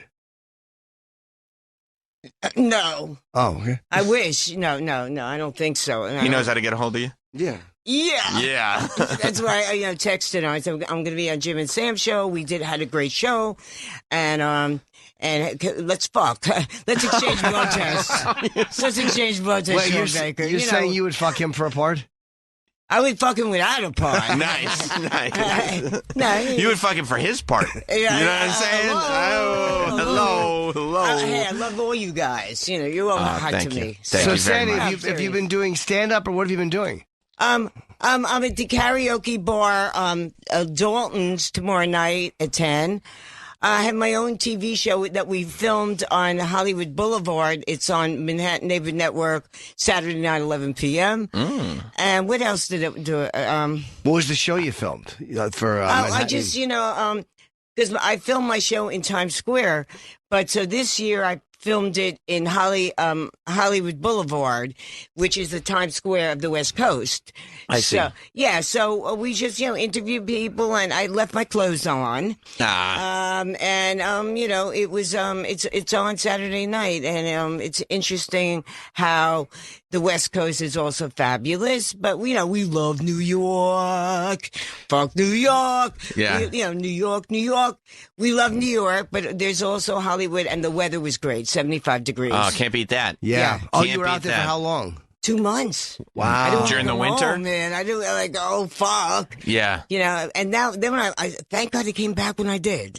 Sometimes you get stuck in a place and it's very expensive. The hotel, everything's so. You stayed in a hotel for 2 months? Yeah. You're making money, huh? Yeah. Well, I was. Nice. No, I mean, you sometimes you only live once, and you YOLO. Yeah, it's just like fuck it. One more week, and so thank God JetBlue said, "Hey, bitch, we're gonna raise the thing, bye," because I tried to cancel out, and they said, "Okay." I said, "Okay, let me get the fuck home." Yeah. And You flew JetBlue? What? You flew JetBlue? Yeah. Yeah, they're I good. usually American, but American I couldn't even get to the American. Yeah, so JetBlue had free snacks. That's great. I love a good snack. Pretzels. Snacks are great. Cookies. I like the cookies, man. Melt in your Sweet mouth. tooth. Sandy's got a sweet tooth. She does. And a sweet something else. That's all I got. Okay. Okay. But I just like that they have snacks. I get that. I get that. No, I but mean, they gave me they said, a hey, little more bitch, bang for your buck. Am I right? more bang. Hello. Oh, hello. Let's exchange blood tests. Okay. You were on Hollywood Boulevard, like were you doing shows and like just doing like outside performing? I was Roman's Chinese Theater. I was I took pictures with Marilyn, and I was. Did you tip them? They get mad when you don't tip them. No, I wanted tips. No, I got a few tips from New York. Hey, remember you from New York, man? Brian? Oh, that's nice. So I met a few people from New York. Yeah, it's true. I took a picture with a guy with a big snake. Nice. Right. Well endowed snake. Okay. And I didn't tip him. And there is one guy I did tip. He had a big dick. Okay. Hello, you like this?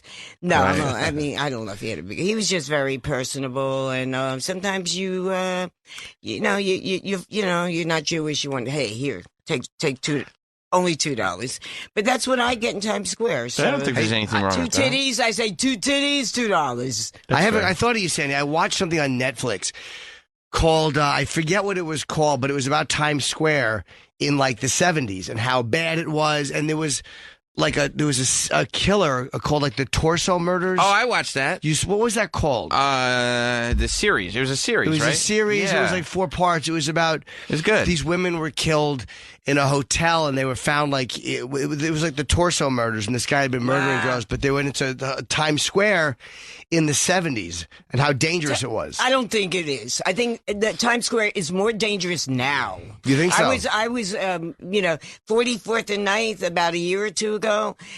Some guy tried to steal my purse, and I stole it back. I started screaming, "Help! Help!" No one helped me. 3 o'clock in the afternoon, sunny day. But did he drop the purse or did he get it? He didn't, because I just came from a kickbox class. Good for you. Right, so, no, I just started screaming, "Help! Help!" Sometimes I'm not a vicious, I'm not I'm not a violent person, unfortunately. I'm Jewish. And I'm afraid that maybe if I am violent, kick him in the balls, he's going to take a fucking knife out. Right. And kill me. So I started, "Help! Help!" and scream at the top of my lungs. And I had it on my hand, and he was like pulling it, and I'm pulling it back, man. And I got away. Thank God. Thank God. 'Cause it's afternoon, yeah. Afternoon, 3 in the afternoon. That's very frightening. That's awful, yeah. Yeah, so we're talking about... I never was afraid of New York. I always liked New York. I think it was the safest place I've ever been to. New Jersey's the worst. Wow. I just got murdered a few times. I've told you, raped. Yeah. But because there's always people. Like, even it saved me because there was as like no one helped me, but at least there was people walking by. So I think New York's is I think the 70s gets a bad rap. I worked in all the strip clubs up and down, no problem. In other words, it's always dangerous. Yeah. Life is Well, dangerous. do you feel like?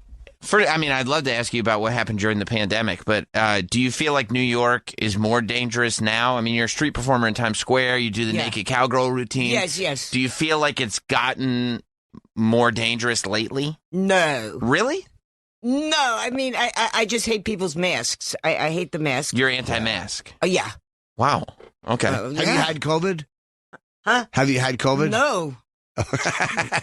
No. God bless. Did you get vaccinated? Yes. Good. Of course. Good. Of course you have to be vaccinated. But I think it's overblown. I think AIDS was much worse. COVID's more contagious. But AIDS is worse. Yeah, that's what they say. Right. Everything is they. I agree. They do. Who is I they? like Ron DeSantis' take on it. Which is- sometimes I don't want to bad my people. Well, my grandfather died from it. Okay, certain people died from a lot of stuff. But I like Ron DeSantis, the governor of Florida. I went down there last year when everything was closed in Spring New York. break? Oh, I went to Miami to exercise, and everything was open. Everything's closed here or in L.A., and everything was open. Ron DeSantis kept it open, even though there were certain restrictions. You had to wear a mask in the gym. Great. How often do you go to the gym? Because you look good, Sandy. You walked in. I was thinking, but you've kept in shape. Yeah, I had a midget bulge. No, come on. No, I really do have the midget bulge. You don't. You just. No, I think exercise in like I used to exercise downstairs. New York Sports Club. Right. Is gone. Everything's gone. All the restaurants are all gone. So how often do you work out? I try to do it as much as I can if I'm not doing something else. Like I have a Pilates class and a spin today. That's great. But I'm not going to do it because I love you guys. And, but I walked here. I couldn't get a cab for 1 hour. I'm out 9th Avenue, 43rd. Couldn't get a cab. Walked it. So what did you do during the pandemic? I mean, you stay out there in Times Square making tips and everything. When everything kind of shut down, there was no tourism. There was nobody. I mean, I was around. That's what I said on Jerry Springer. If you looked at it, because he said I did. Yeah. Yeah. I saw Judge. I saw you on Judge. I said, hey, Your Honor, I was out when no one was out. I was out.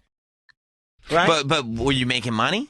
I mean, yeah. People were around tipping. Blowjobs? No. Okay. All right. A few blowjobs. Okay. Do you do anything on the side? No, I do it in the front. Okay. For the next movie. Okay. Sean Baker in the fucking house. All right. Yeah, as long as I could be out there, and the Cowboy was out there, and a few CD guys were out there, you just have to hustle. Do you like the CD guys? No. You don't? Do they bother you or no? Or they're just doing their thing? They're just, I mean, I don't think they're musicians or anything. I think Right. they're just hustlers. And But they know they're not going to get anything from you because they know you know. Like, I mean, you're a hustler, too. Oh, no. You They know. don't want to sell me anything. Right. But I just feel that they're a lot of times their CDs are blank. Yeah. I've No. heard.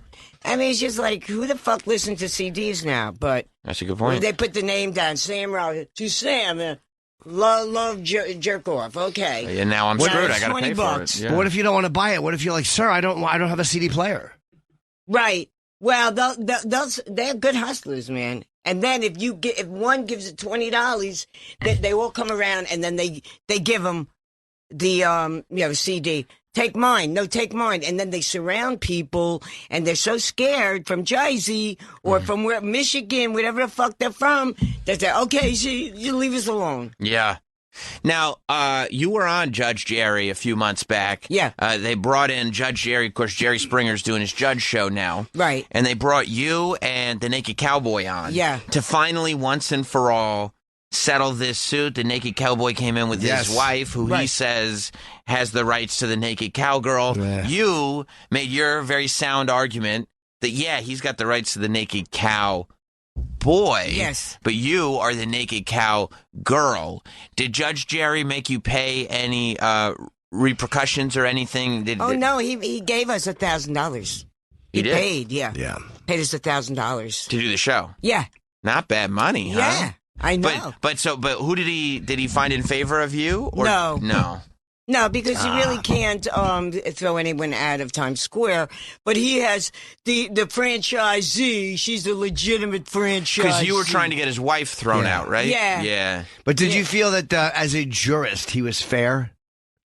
Yeah, I loved, Jerry Springer. It was a weird show, and I was, those shows, America's Got Talent. Yeah. They always put you yeah. through shit. You were on You that put one, me too. through shit today. I had to walk. We just invited you to come in. And then Yeah. downstairs, boy, they put me through shit. Hello, blah, blah, boo. Everyone has their power That's not a trip. good. That's not a good definition of putting you through shit. Hello, Bubba Boo. It's a little Doug Bellish. Candy cane. But not you. But I mean, America's Got Talent too was the Naked Cowboy tried to get me thrown off of America's Got Talent. Really? Yes, Why? because he's a scumbag. He is.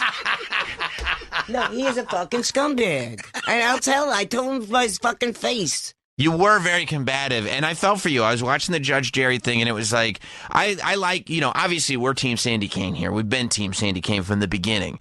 And I like that he was sitting there, and it was him, and it was his wife, and there was two of them, and you were like, I don't need anybody. Yeah. Like, I'm going to fight you head on over this thing. Yes. I thought it was great. Yeah. I mean, and Jerry was, he was a good man. He gave me $1,000. That's nice. No, that was nice. We was Stanford. They put us up in a hotel. It was it was really nice. How'd you get up there?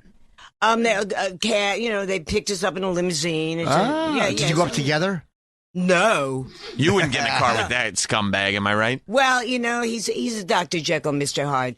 Naked Cowboy is? He'll talk to you, get all your info, and then stab you in the back. Him and his manager. He has a manager, too. They're all stabbing you. With the cowboy, his wife, and Todd, his manager, all stabbing you in the fucking back. He makes good money, though, I bet, doesn't he? Naked Cowboy does? He's selling those oysters, too. Is he? Do you think people rob him? Has he ever gotten his money taken because he's standing there with money in a guitar case? He's a big muscle man. He's a big guy. Yeah, right. I was robbed a few times when I first came out. Well, yeah, I saw a guy get his money taken, and it was not Port Authority. It was in Grand Central, Penn Station. It was like the what's the 42nd Street train station? Port Authority. Yeah. And it was people all over, blah, blah, blah. Yeah. And I saw this guy steal some guy's money and run away. It was really shitty to watch. Yeah, it sucks. Yeah, There's all the cops around. They're never around when you need them. Not that I love you, cops. Cops are always huddled together. Yep. Yeah. How come? I mean, there's 10 of them together talking. I mean, why don't you spread the fuck out? So how did Jerry find out about That's your... a good bit, actually. You should do that. Really? Spread out. Spread the fuck out. Yeah, man. Come on. Really. And they're together. So, come on, we need you in the Port Authority. No, when you're paying for your subway, there's always a guy or a girl looking over your shoulder. Can I have some money? Come on, put someone there. Do you give them money? Huh? Do you give them money? No. No. I go, "Ah!" I start screaming again. Don't come near me. You know, Right. I just, I don't like people looking over at my money. So you have to really. You got to be street smart. You got to protect yourself. No, you talk about the 70s, 80s. You got to protect yourself. You're a New Yorker. You're waiting for a subway. Don't read your phone. The Asian woman that was killed, she was reading her phone. Don't read your phone standing near. Back against the wall always, right? I always stay way back away from the tracks. I just keep moving. It's a shame that we have to live like that, though. No. It's New York. New York's always been like that, and you have to have a certain instinct and to save your own life because there's never a cop around when you need one. Now let me ask you, as a woman in Times Square, do homeless guys bother you at all? Yeah, they do. Do you feel menaced by them, like afraid of them? Yeah, I remember I told a cop that, and he didn't care, man. He really didn't. I said, this guy's stalking me. See him over there? And he's like, don't bother me. I'm working. So wait, the guy was stalking you. What, he thought he wanted to rob you? Vagrants or mentally ill. Listen, that's mental illness. They have mental illness. Poverty is mental illness. Sam, I've been very poor, and at that time, I went for help and said I had mental illness, and they helped me. You don't have mental illness. When you're poor, there's a mental illness about it. When you don't have fucking money, you have as a stripper, and a lot of times they didn't want to go, and you couldn't get a job, or, mental illness, poverty and mental illness go perfect. Yeah, I guess so, right? Living on the street, it's very, very sad, and me coming from a rich Jewish family in Jersey too, and there I was. In a shelter downtown. That guy got shot. Did you see the homeless guys? They're shooting the homeless guys. Yeah. Oh yes, they arrested the guy who did it. He's also a mental case. Yeah. The guy who did it. Yeah. Well, they know what to do. Yeah. He's going to say mental illness, but he knew. He's just a fuck. Because did you see the video of him? And he was like looking around, and shot him, awful. and then they shot him again, motherfucker. And see, it's like they. I guess they're so sad about their own lives. Some people are like fucks, man. Some people are. That is the best summary of it. Some people are fucks. Some people are fucks. They are. No, some people like to hurt people. And that's the way it is. Whether you're married to someone, you want to kill them for the insurance. Yep. So, Sandy, going back to the last point, how did Jerry find out about the tension between you and the Naked Cowboy? Well, what I heard was Sharon Houston, a comic from L.A., she works for it. She said that Jerry wanted to have some comics on. So they remember me from...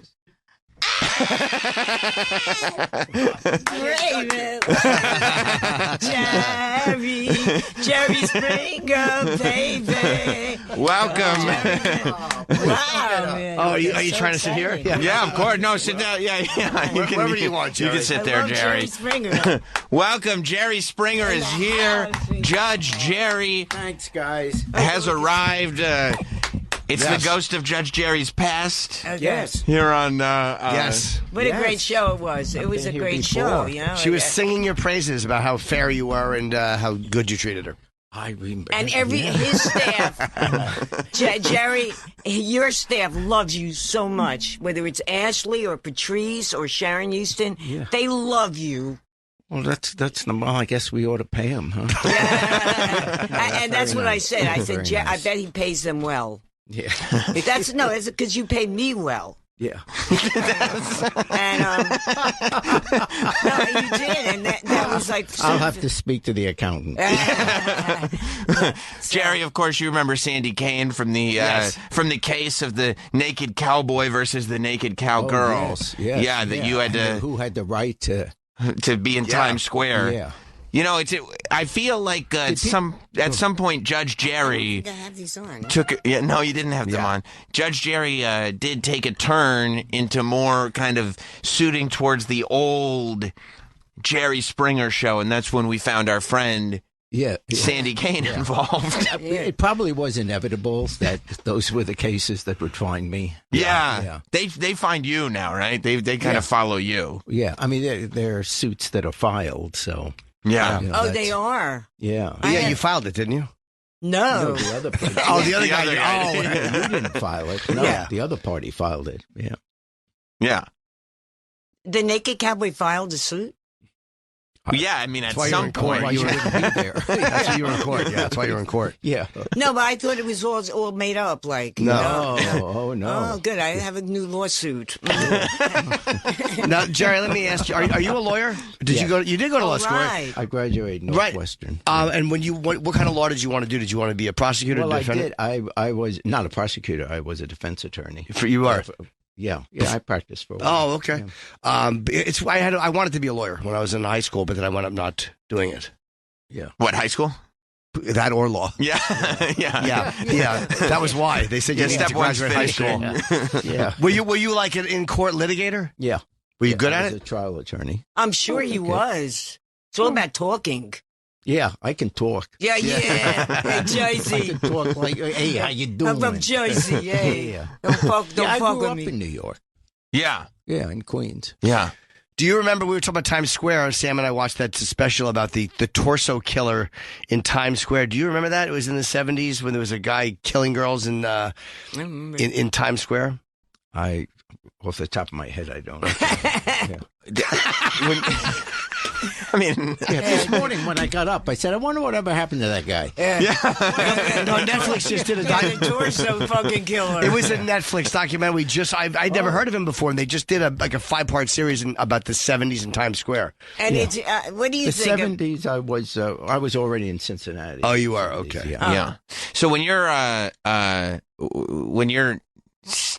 you were becoming a lawyer, is the thing like I want to be in the courtroom, I want to be trying cases like that, or is it the research part that the truth is I went into law my parents said, you choose, you want to be a doctor or a lawyer, and you would go either to med school or law school. Yeah. And I was interested in politics. I was active in the civil rights movement and the anti-war movement in the 60s. I was your basic hippie. Uh-huh. And so I wasn't thinking about a career at all. I just, my first job out of law school was with Bobby Kennedy. And then when he was killed, I took a job with a law firm in Cincinnati and immediately got into politics there and spent 10 years on city council and being mayor of Cincinnati. What'd you do for Robert Kennedy? What'd you do for Robert Kennedy? Well, it was, it's only a few months because of what happened. Sure. But in 1968, I was working 7 states on college campuses to try to get the McCarthy kids to switch over to Bobby for the convention. Because at that time, the Democratic Party was split. Johnson was the president. He was going to run for re-election. And because of the war, many of us did not want him to run for re-election because we were blaming him for expanding the war.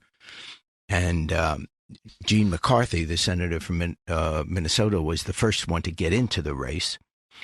And then after he did well in New Hampshire, Bobby Kennedy decided, in fact, it was exactly 54 years ago today, March 16th, 1968, that Bobby Kennedy announced for president. Oh, wow. That was the beginning of an 85-day campaign. Wow. Because this morning I got up and I said, March 16th, what happened then? Wow. And I remembered that was it. And so, yeah, that was the beginning of the short-lived campaign. And it was an incredibly, we've never had a year like 1968 where, there's obviously, there was a lot of controversy going on with Trump and all that. There's no question. But in terms of the country just blowing up, 1968 was the year. I mean, that was the year of Vietnam. That was the year that Martin Luther King was assassinated. Then Bobby Kennedy, 2 months later, was assassinated. Then they had the riots in Chicago at the Democratic Convention. And then JFK was... It also feels like it was very unprecedented in 1968, right? Like when you see... It feels like now the idea of a lot of everything happening all at once and people being angry all the time. This is something that has been kind of simmering for years and years and years. In 1968, like that wasn't the norm. Right. That's true. And but both years, and certainly now. Did they kill Marilyn Monroe, you think? Who?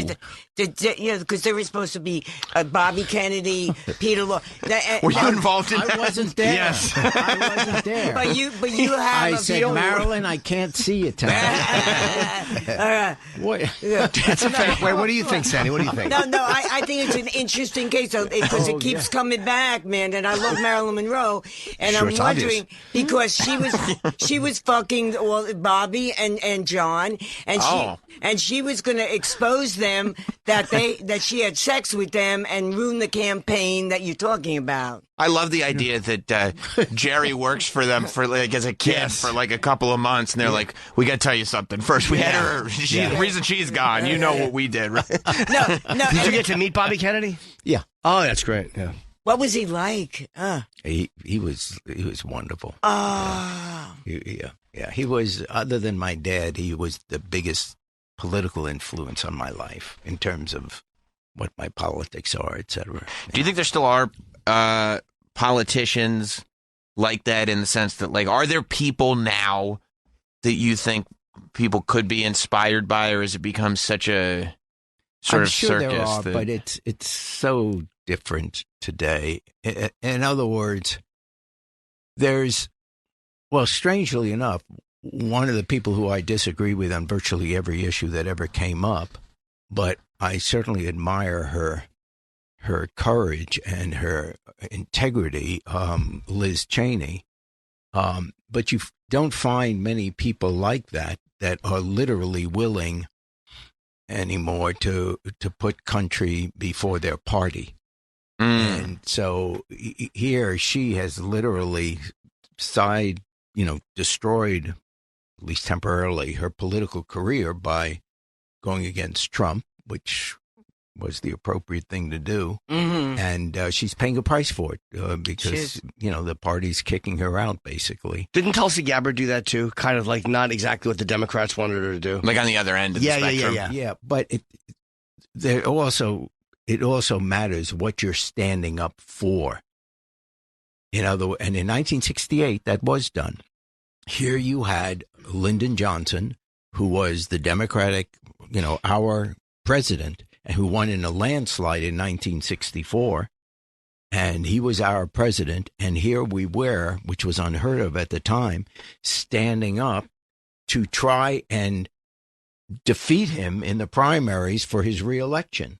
In other words, we were putting it, in our view, country before party. So even though he's our president, we don't want him running again, and we're going to challenge him.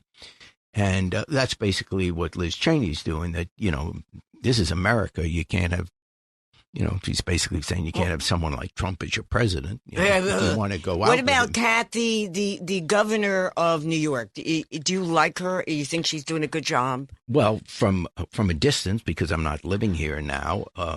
Stanford, Connecticut, you live? No, Sarasota, Florida. Close, though. We do the Very show. close. We do the show in Connecticut. Yes, they don't do it in his house. Yeah. You don't have a courtroom in your house. No, I'm living right behind the bench there. But you got a sleeping bag underneath. No, but you're always on. So I thought you're always on. Yeah, You pre-tape some of the shows, right? Why Sarasota? Sarasota? Why? I love the scorn. I like Miami South Beach myself. So. It's a nice area, Sarasota. It's supposed to be very nice. It's gorgeous. Not according to Sandy. But why? It's not for you. Why? I like the weather. No, you don't. You're gonna hate it. It's horrible. That was a funny why. You don't want to be there. Do you like Ron DeSantis, the governor of Florida? No, nothing. It's not personal. Yeah. I don't like his politics Okay. and the censorship which they just passed this week, which is amazing. That you're not allowed either in your workplace or in schools.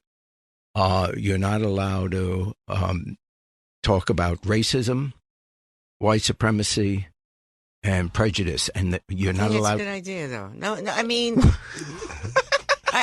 Jerry, you're not allowed to learn about our history. oh no, the history. Oh, yes, yes. See, I'd rather have the future, not the history. 'Cause I studied history. You know what? You and me, we have more history than a future.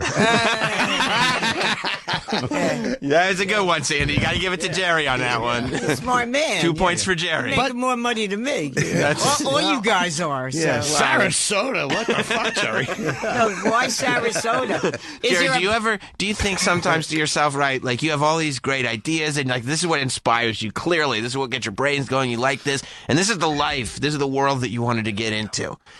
When you're sitting there on the judge's bench, right, and you're watching Sandy Kane and the naked cowboy and his naked cow wife bickering over who can be in Times Square, do you ever think to yourself, I was meant to do more? Yeah. Well, in fairness, not all the cases are like that. So, well, I watched one other one, and our friend Mike Boschetti was being sued by got our. a list of both of your friends. Aaron and Gino, weren't they on? And those are the ones we call. That's what I wondered about myself, actually, when I was like, should I know this many people that are on Judge Jerry?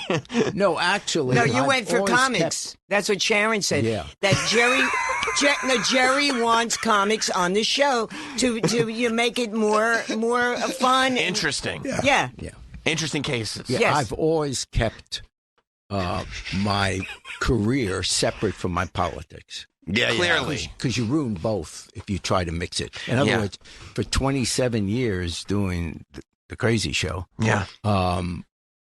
I never once talked politics on the show. But because it would, one, my politics wouldn't be taken seriously if I did it on the show. And secondly, it would ruin the show because people aren't turning onto the show to hear what my political views are. Do you think, So I like, keep it separate? Are you able to be friends with people? Like, because Sam and I are very opposite. Like, I'm very liberal, and he's like almost like a don't discuss evolution in schools, religious conservative. No. Yeah, that's not true. I like that. I don't think you should. I'll tell you why. This is my opinion. Is Go ahead, because Sandy. no, because I Don't think come to Sarasota. this might not.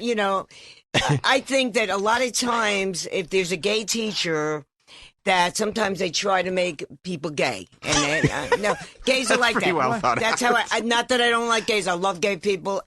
No, I think. What are you talking about? It's just that I think that It's your publicist. Get out, Jerry. that I like that. It's my agent. I don't think. I'm on the air now. Can I call you back? Hi, I'm actually on a radio show now. I'll call you back. Jim okay? and Sam in the house, folks. Motherfuckers. Okay. What? Isn't that funny? That's hilarious. Yeah. I know where you are. Get out of the room, Get Jerry. out. Yes, that sound is coming from inside the studio. I apologize. No, not at all. I'm going to turn this Naga. off now. It was actually comedically the best thing that could have happened. But Sandy, you were saying. Get out of there. Yeah. You're ruining your No, career. I think. What do you think? That I don't think people. Come on, you're not thinking. No, like you said. Don't lie to me. Yes. No, you just said. I never mix politics with the show. Right. Same thing. A teacher has their own opinions on whether they're gay or not.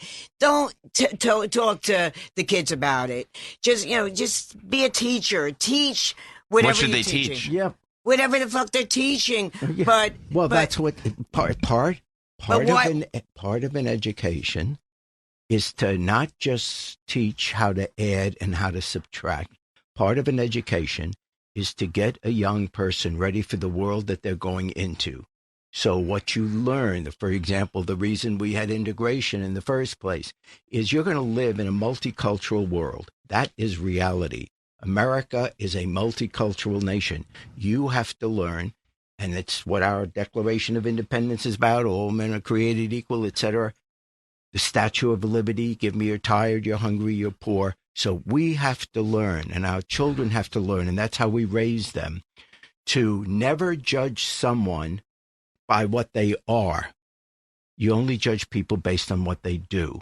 So you don't judge a person because they are of a particular race, of a particular religion, Right. of a particular sexual orientation. You don't judge people like that. But you have to, so we teach our kids to understand other people, to be kind. You know, there ought to be just one rule that we have, and that is be kind.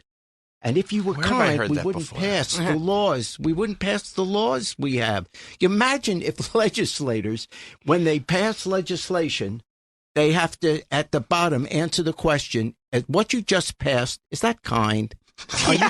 Are you being kind to gay people? Are you being kind to African Americans? Are you being kind to women? Are you being kind? You know, just why do we pass laws that make someone feel bad? I appreciate that, and I wish you would explain that to someone across the table here. I'm being mischaracterized this morning, Jerry. I know you are. We had to check before I came in. Yeah, but be a teacher. Don't because you're gay. Don't try to manipulate kids to be gay. And I think that What if you had a teacher that was heterosexual? Should we not have teachers who are heterosexual? No, I think Why? it's It's dangerous. Aren't they making kids straight? Yeah. No, I think it should be kept out of the classroom. Just teach whatever you're teaching. But if you're teaching social studies, if you're teaching American history, we have to know what we have done to people in this country so that this next generation can grow up to fix some of the problems. Let's face it, younger people today are far more open-minded. You know, when I was a kid and we started to have television, a husband and wife had to be in separate beds. Yeah. Right. You know, you never had. I Love Lucy. Yeah, you never had an African American Right. on a. You know, you didn't have African Americans on shows with white people unless they were the butler, unless they were, you know. It's Sam, hold your applause. I'm being mischaracterized. I apologize. And now the white people are the butlers. And you don't like that, Sandy? What's wrong? If that's your job, that's your job. Why do you even Okay, why? think Okay. that white people are superior? I'm a singer-songwriter. When I was coming up trying to get a deal, everyone said, we only take black artists. We only take black artists. We only take black. Stop it. Let me tell you. I'm telling you. No. When did. you and I were growing up, you couldn't be on. In fact, the first African American that had his own show was Nat King Cole. Okay? And he was on, and after a year or two, that was canned. And it was years before. In fact, if you were African American, you weren't on regular networks, unless you were a doctor living in the suburbs like Cosby. That's right. Everything was white. I know. So don't. So now everything is black. Really? I feel that. Really? I feel of it. all our presidents, how many of them were black? Well, at least we have Eric what? Adams as our mayor. Okay. You're mad about that? I like him. Okay. You think there are more black mayors in America than white mayors? Yes. What? I know in Chicago. I know in Chicago. I think it's well researched. Okay. This is well No, researched. No. Honestly, Hey, black, you're white. wrong. Black, You're white, wrong. give me the green, Jerry. I mean, you're the one who's making it an Black, issue. white, for give me you. the fucking green. But Sandy, So what were you saying? Sandy, No, I'm just Sandy. talking about Sandy. the racism. You have nothing. The white against white people that I have experienced in my life, and then why I was homeless. We're talking about homeless. No, we weren't. But go ahead. No, but you weren't here as me. Oh, I I'm was sorry. out on the street, homeless, mental illness, and whereas when I discovered a singer like Gloria Gaynor, I discovered her, and she was supposed to pay me back. She was supposed to do a song of mine, and she never did. She chose all the blacks, and she's still a great singer. But man, she's a fucking cunt. Now, let me ask you. sorry that happened to you. Gloria Gaynor, I didn't know you discovered her where? The Wagon Wheel on 45th Street, and remember that club, the Wagon Wheel, no. the Peppermint Lounge, the Wagon Peppermint Wheel, Lounge. That's not in East Orange? East Orange. Peppermint Lounge was That's New Jersey. No, there was a song, the No, Peppermint Twist. Right. Oh. Joey D and the Starlighters. Yeah. No, but I discovered her. She was singing with a band, and I called this man that I knew. I was in the music business. I called, you got to hear this bitch. So he comes over with contracts, signs her. They made millions, and there I was. She didn't even pay me back by doing one of my songs, and I was a great songwriter. Still am. I like one of the Sandy songs. What's the one? He taught me how to love. Taught me how to love. That's a great song. I'm a tremendous fan of that song. What a Jerry Springer, baby. Come, Jerry Springer. Won't you come out tonight? I wasn't aware. See, I learned. You put it on your show. Did you find it odd when, like, so you know what your ideals are? You're keeping politics out of the show. You're just doing your show. Right. And then your show in the late 90s became sort of this symbol of what was happening culturally all over. Like, it was like your show described the problems. The problem with this country is the Jerry Springer Show stuff and the blah, blah, blah. Like, it became a thing. Yeah, it was the first time it was on a regular basis on television. In other words, all that we see on television has existed in our society since the beginning of mankind. Right. There's nothing that has ever been on our show that is not already in the Bible, that is not already in great literature, that is not already in Shakespeare. Mm-hmm. The language is different, but the behavior has been written about forever. And those things, look, we had a Holocaust before anyone in the world had a television set. Mm-hmm. So it's not as if television created bad behavior. Right. Television has been a reflection of what is going on in our society, as today social media is. Social media didn't create it. Social media just makes it people more aware of it. Amplified. It might exacerbate a Amplifies it. teeny bit just because there's so many, but I agree with you. People blame Facebook and Twitter. It's not the fault. It's a reflection. It's a magnifying glass to kind of, I think, who we are. Yeah. Parenting has become more difficult because kids are exposed to more things early on.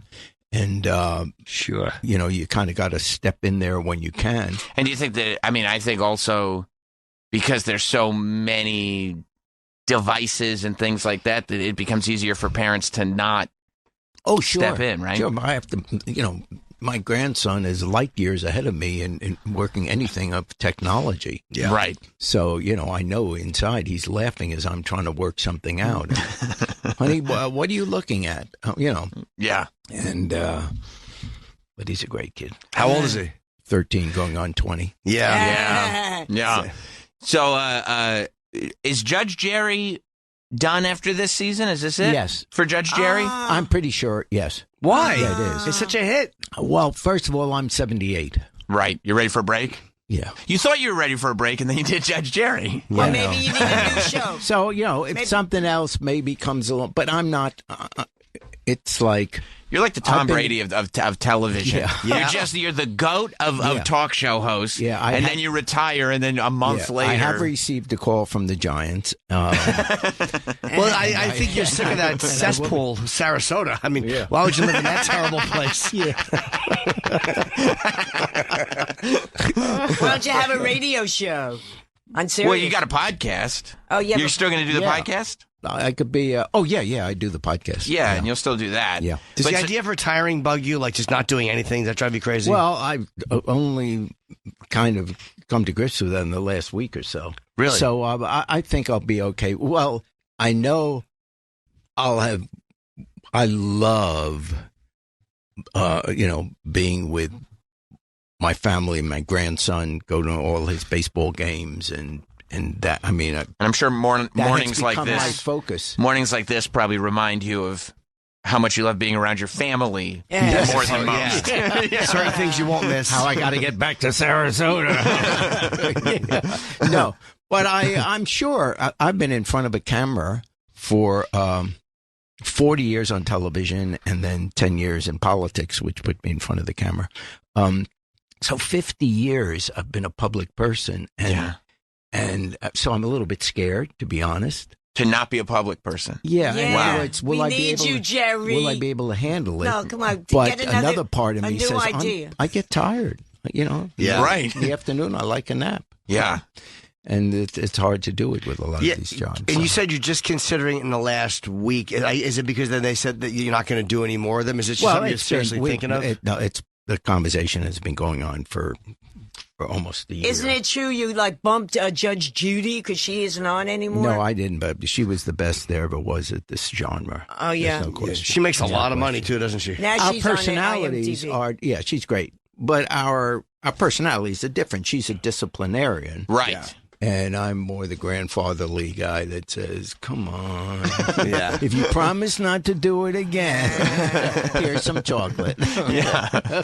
Yeah, you do kind of handle the courtroom similarly to how you handled the talk show, where it's kind of like, you'll sprinkle in a question or two, but I'll just listen. You guys work this out. It is true.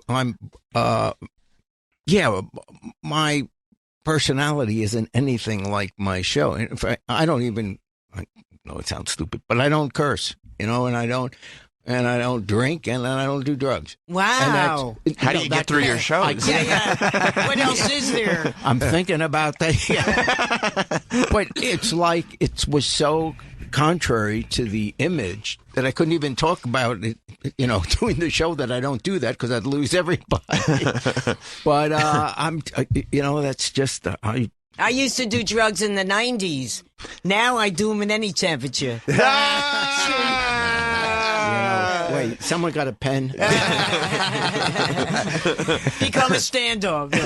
So I brought it up the other day, actually, because it was on television.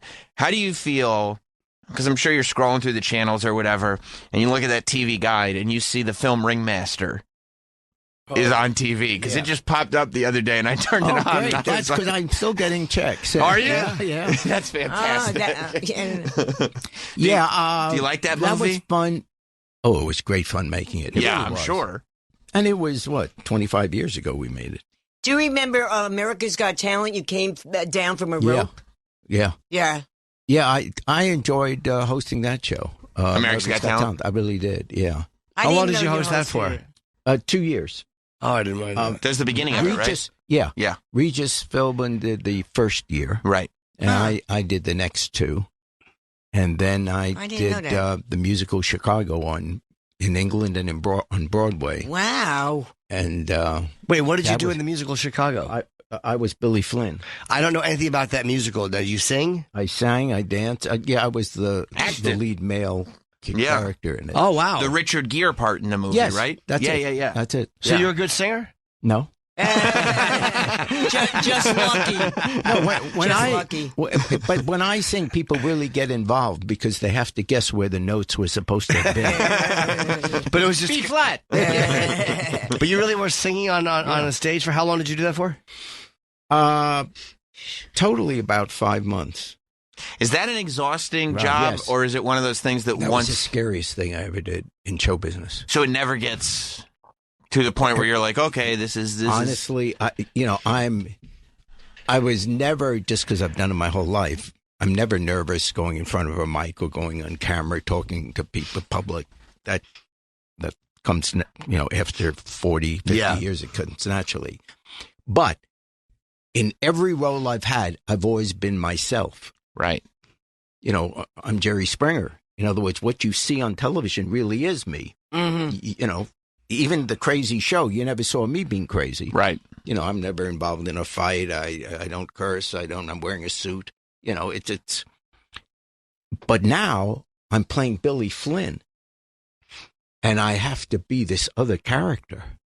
And every night it's live, and you're on Broadway or in England, the West End. Oh, that must be exciting. And every night, and if you haven't seen the musical, but when Billy Flynn comes in about halfway through the first act, the entrance is unbelievable. You're at the top of a high staircase.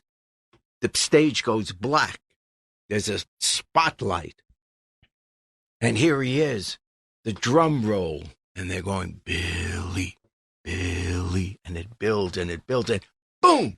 And you walk, you're at the top of the stairs. And I got to dance and sing coming down the steps with a cane.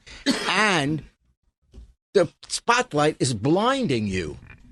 And I'm already 65 when I was doing this. So I'm thinking, every night I was scared to death before it started. I mean, I would feel nauseous or whatever. Because you got to remember all the lines, and you can't just remember your lines. Right, you have to remember the whole know show. Everybody else's. What was because the if opening they line? Freeze. What was the opening Is line? everybody here?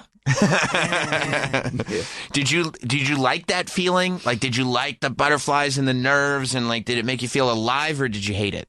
By the time the show was over, it was exciting. You get the adrenaline gets going, but every day, I mean, for half a year, I was nervous every day. Did you forget anything? Luckily, I never froze. And you never fell down those stairs? No, and which was my greatest fear. Yeah. And on one of the scenes, you know, I'm the lawyer, and I have Amos sitting in the chair during a trial. You know, he's on the witness stand. And I've got questions for him, and then he's supposed to answer. Well, he froze. And he wasn't saying anything. And I'm thinking, oh, so I start saying, isn't it true? And then I did his lines. You saved him. And he would go like that. And then I say, isn't it true? So I did his whole, and of course the other actors, they're kind of laughing, you know. Did So they that was fire the him for that, or closest. was it just a bad night? It happens. Oh, it does. But the audience wasn't aware. No, because That's they great. didn't know he wasn't supposed to be talking. I just kept saying, isn't it true that you would say? You know what's hard about like what acting as opposed to like what you're talking about, Right. just being in the camera or doing stand up? It's that like if I'm having a bad show, I could always just address it and get out of it and just say, hey, I'm sucking today. But in an acting role, you can't do that. Right. I just had an audition. This rep from Hans Walters said Actors Access. You ever hear of Actors Access? Sure. If you join Actors Access, I'll book you. So he books me on this. It's called Assisted Living, and a Cardi B was a star. So there I was, Cardi B. So there I was trying to be this, reading lines, and you know, you're right about this. Stand up, you could sort of do, then reading lines and being someone else. And Cardi B segued out of the part too, Assisted Living. She just quit.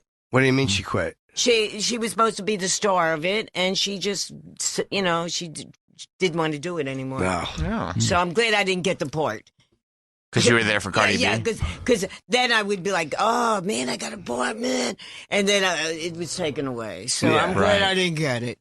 And I don't think I'm that type of actress. What type of actress are you? Yeah, that's a good question. Even though you did it, though, you know, if you got a part, you do it. It's showbiz. If you got a part, you would do it. I mean, it's kind of a good part. That the male lead in Chicago is pretty that's considerable. A big part. That's a big part. But I'm just saying you do it. And I have a lot of confidence in myself because everything I've ever done, I thought I did a good job. I think so, too. Even the blowjobs. Okay, that's especially. That's not good. really. No, not really. No, bad at those? Testing, 1, 2, 1, 2, testing. I always saved that for the men I loved. That's I nice. never gave a blowjob. So Did you have a musical theater? On an unrelated note, did you have a musical theater background before you were in Chicago, or was it just like, yeah, I'll try this? When I was in college, I was in a couple of plays, you know, in the Tulane University Theater. So that was my only experience in terms of that. Singing, I did. I made some novelty albums of country music back in the 90s. And back when you could, whatever you printed Jerry Springer on it was going to sell. When I used to do drugs. Yeah. Well, you know, I had this one CD, and drugs in the 90s, and people and people would buy this CD. And the way we sold it is, it was a great stocking stuffer at Christmas, because if you took my CD, and you know how sometimes you have a wobbly table in the kitchen? Yes. If you place the CD under the short leg, it stabilizes. Oh, yeah, it's a dual purpose. Yes. That's incredible. So that's how we sold the CD. It was unbelievable. You get the CD in Home Depot. Yeah. Did you get to do Chicago? Did they contact you and go, hey, it'd be great to have Jerry Springer do this? Or did you reach out and go, I would like to do this? No, I wouldn't have done that. Yeah, they called. But they, over the years, Chicago has gotten lots of it's been on forever. Right. I think it's the longest running. Someone will call it and say it's not the longest, but it's been running for 20 years. Yeah, I walk by the theater every day, and so every few times a year, that's the big announcement. There's a new celebrity that's in a particular role. Is it always? Do they always have a traditional singer, or will they occasionally have people that aren't known for singing in that Billy role? The Billy role is the one where you don't have to be a great singer, because I had 4 songs, and if you can carry a tune, that'll do it, because it's more talking, more. You could do that. You couldn't be Roxy and not be a real song and dance person. Yeah. Did you get the idea for Judge Jerry yourself? No. Somebody else got it. No. I think it's a great title. Well, yeah, because of the alliteration of Judge Judy. Right, that's why. You picked up on that. They were going to do Judge Bob, and I said, why would you Judge Jerry. Starring Jerry Springer. It's good that you were there.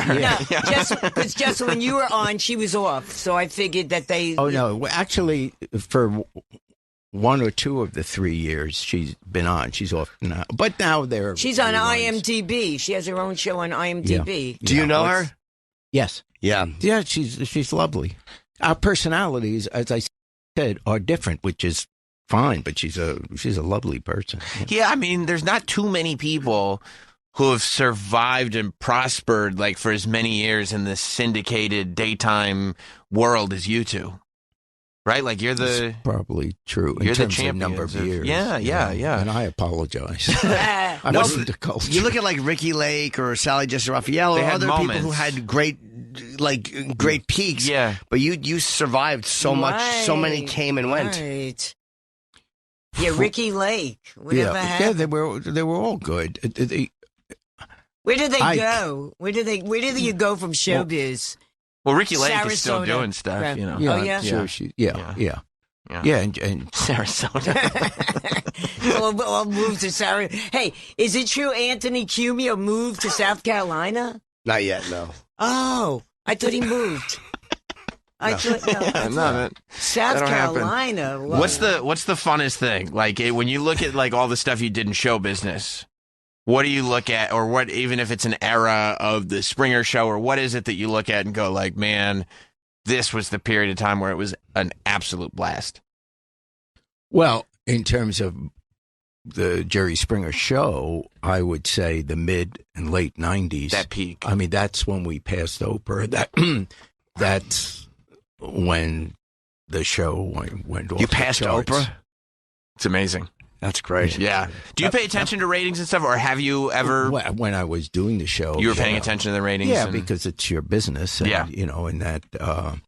But they're for 27 years, you don't worry every day about. Yeah. Because after a while, you've got this solid audience. Right. And so it wasn't that. I would just like if you were an athlete, you check the box scores or whatever. It's just. I was part of the business. Do you think it bugged Oprah that you passed her? No, she's in a class by herself. She was a real talk show host. I was a ringmaster. I would bring people out. Yeah. But it was kind of like in my era when I was a kid. It was Ed Sullivan would bring out the acts. Mm-hmm. I brought out the acts. Yeah, it's a variety show ultimately, right? Yeah. But you do wonder, if at any point in that period of time, in that mid to late 90s, if Oprah.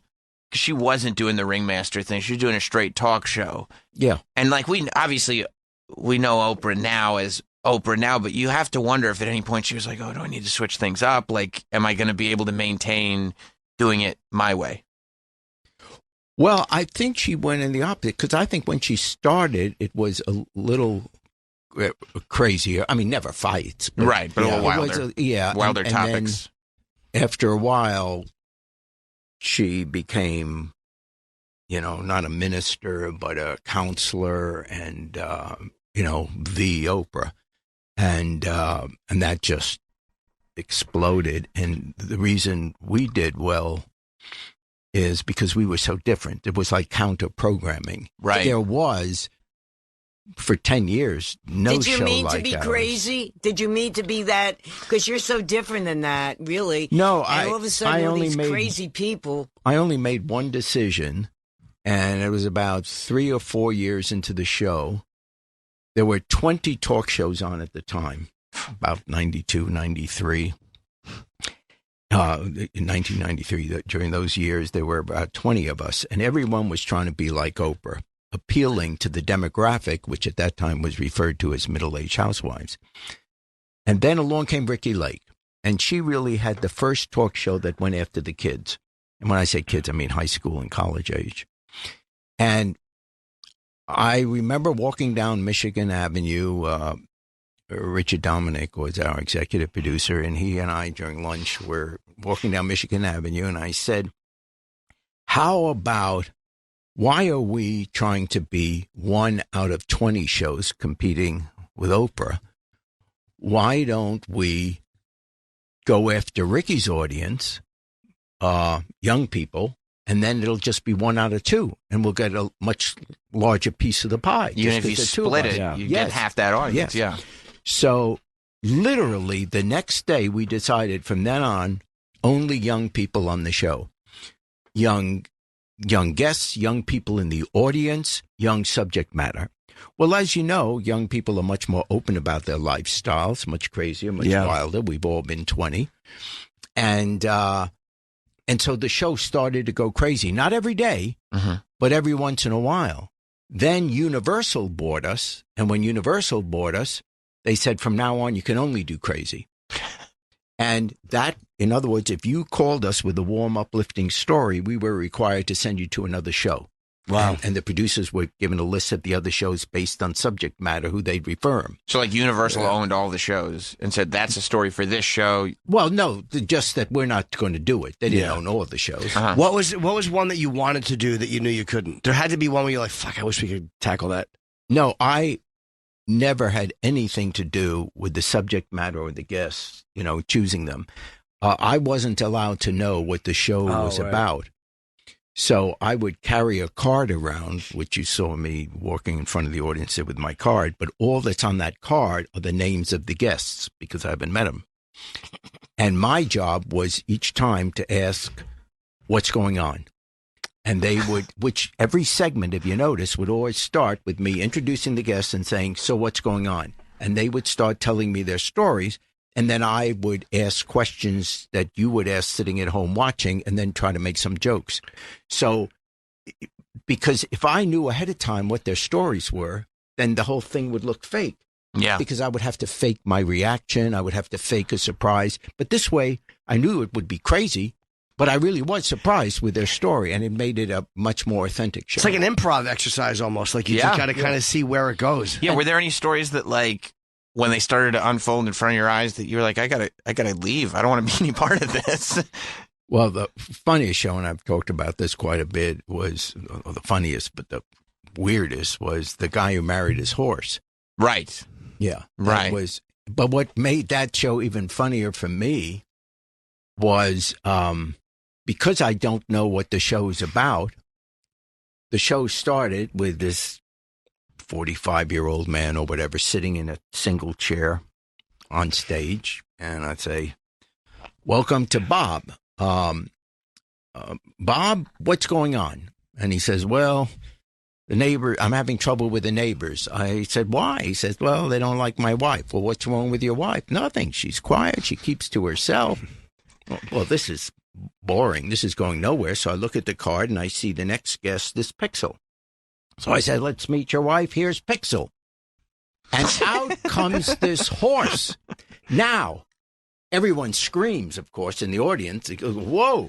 Now, I'm thinking, as I would think any normal person would think, that poor Pixel has fallen off a horse, that for some reason she was going to ride out her horse. On a horse. So I said, stop. Go backstage. Is she okay? And my executive producer is going, no, that's his wife. And the audience goes crazy. So let me ask you, did you not notice that there was a horse in the studio when you arrived? No, it was backstage. I don't know. You didn't notice a horse? No. We've got some pretty big You're very focused. Very focused. The horse was kept where I wouldn't see it. Right. They would just it was put on you the other side. There's got to be a freedom to that in the sense that you don't have to prepare at all. Right. What I got paid for is being really focused for the 1 hour we're on the air. Yeah. You know, you have to pay attention. You can't just go through the motions because it's dead air. So you have to be focused and trying to be funny. Did you care at all what they plastered your name on during that period of time? Like that's because I remember, like as a kid, you'd be watching Springer, and then the commercials would come on for Too Hot for TV, and those were the tapes with the boobs on. Yeah. them. And that was the money, right? That you have every one of them. Well, I wanted to. I couldn't figure out how to get them in the house without my parents finding out. You know, but that was like, they didn't come in a brown paper. No, his parents only approve of hardcore pornography. That's just full frontal, kid. What do you? Yeah. So, but you didn't care at that point what they put your name on? No, I mean, I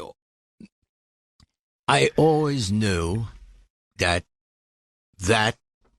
is the business.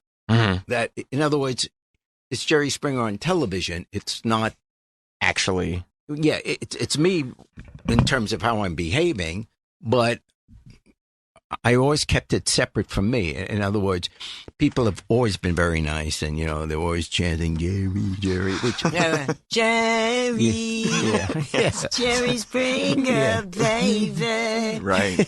Something like that, so right? Yeah.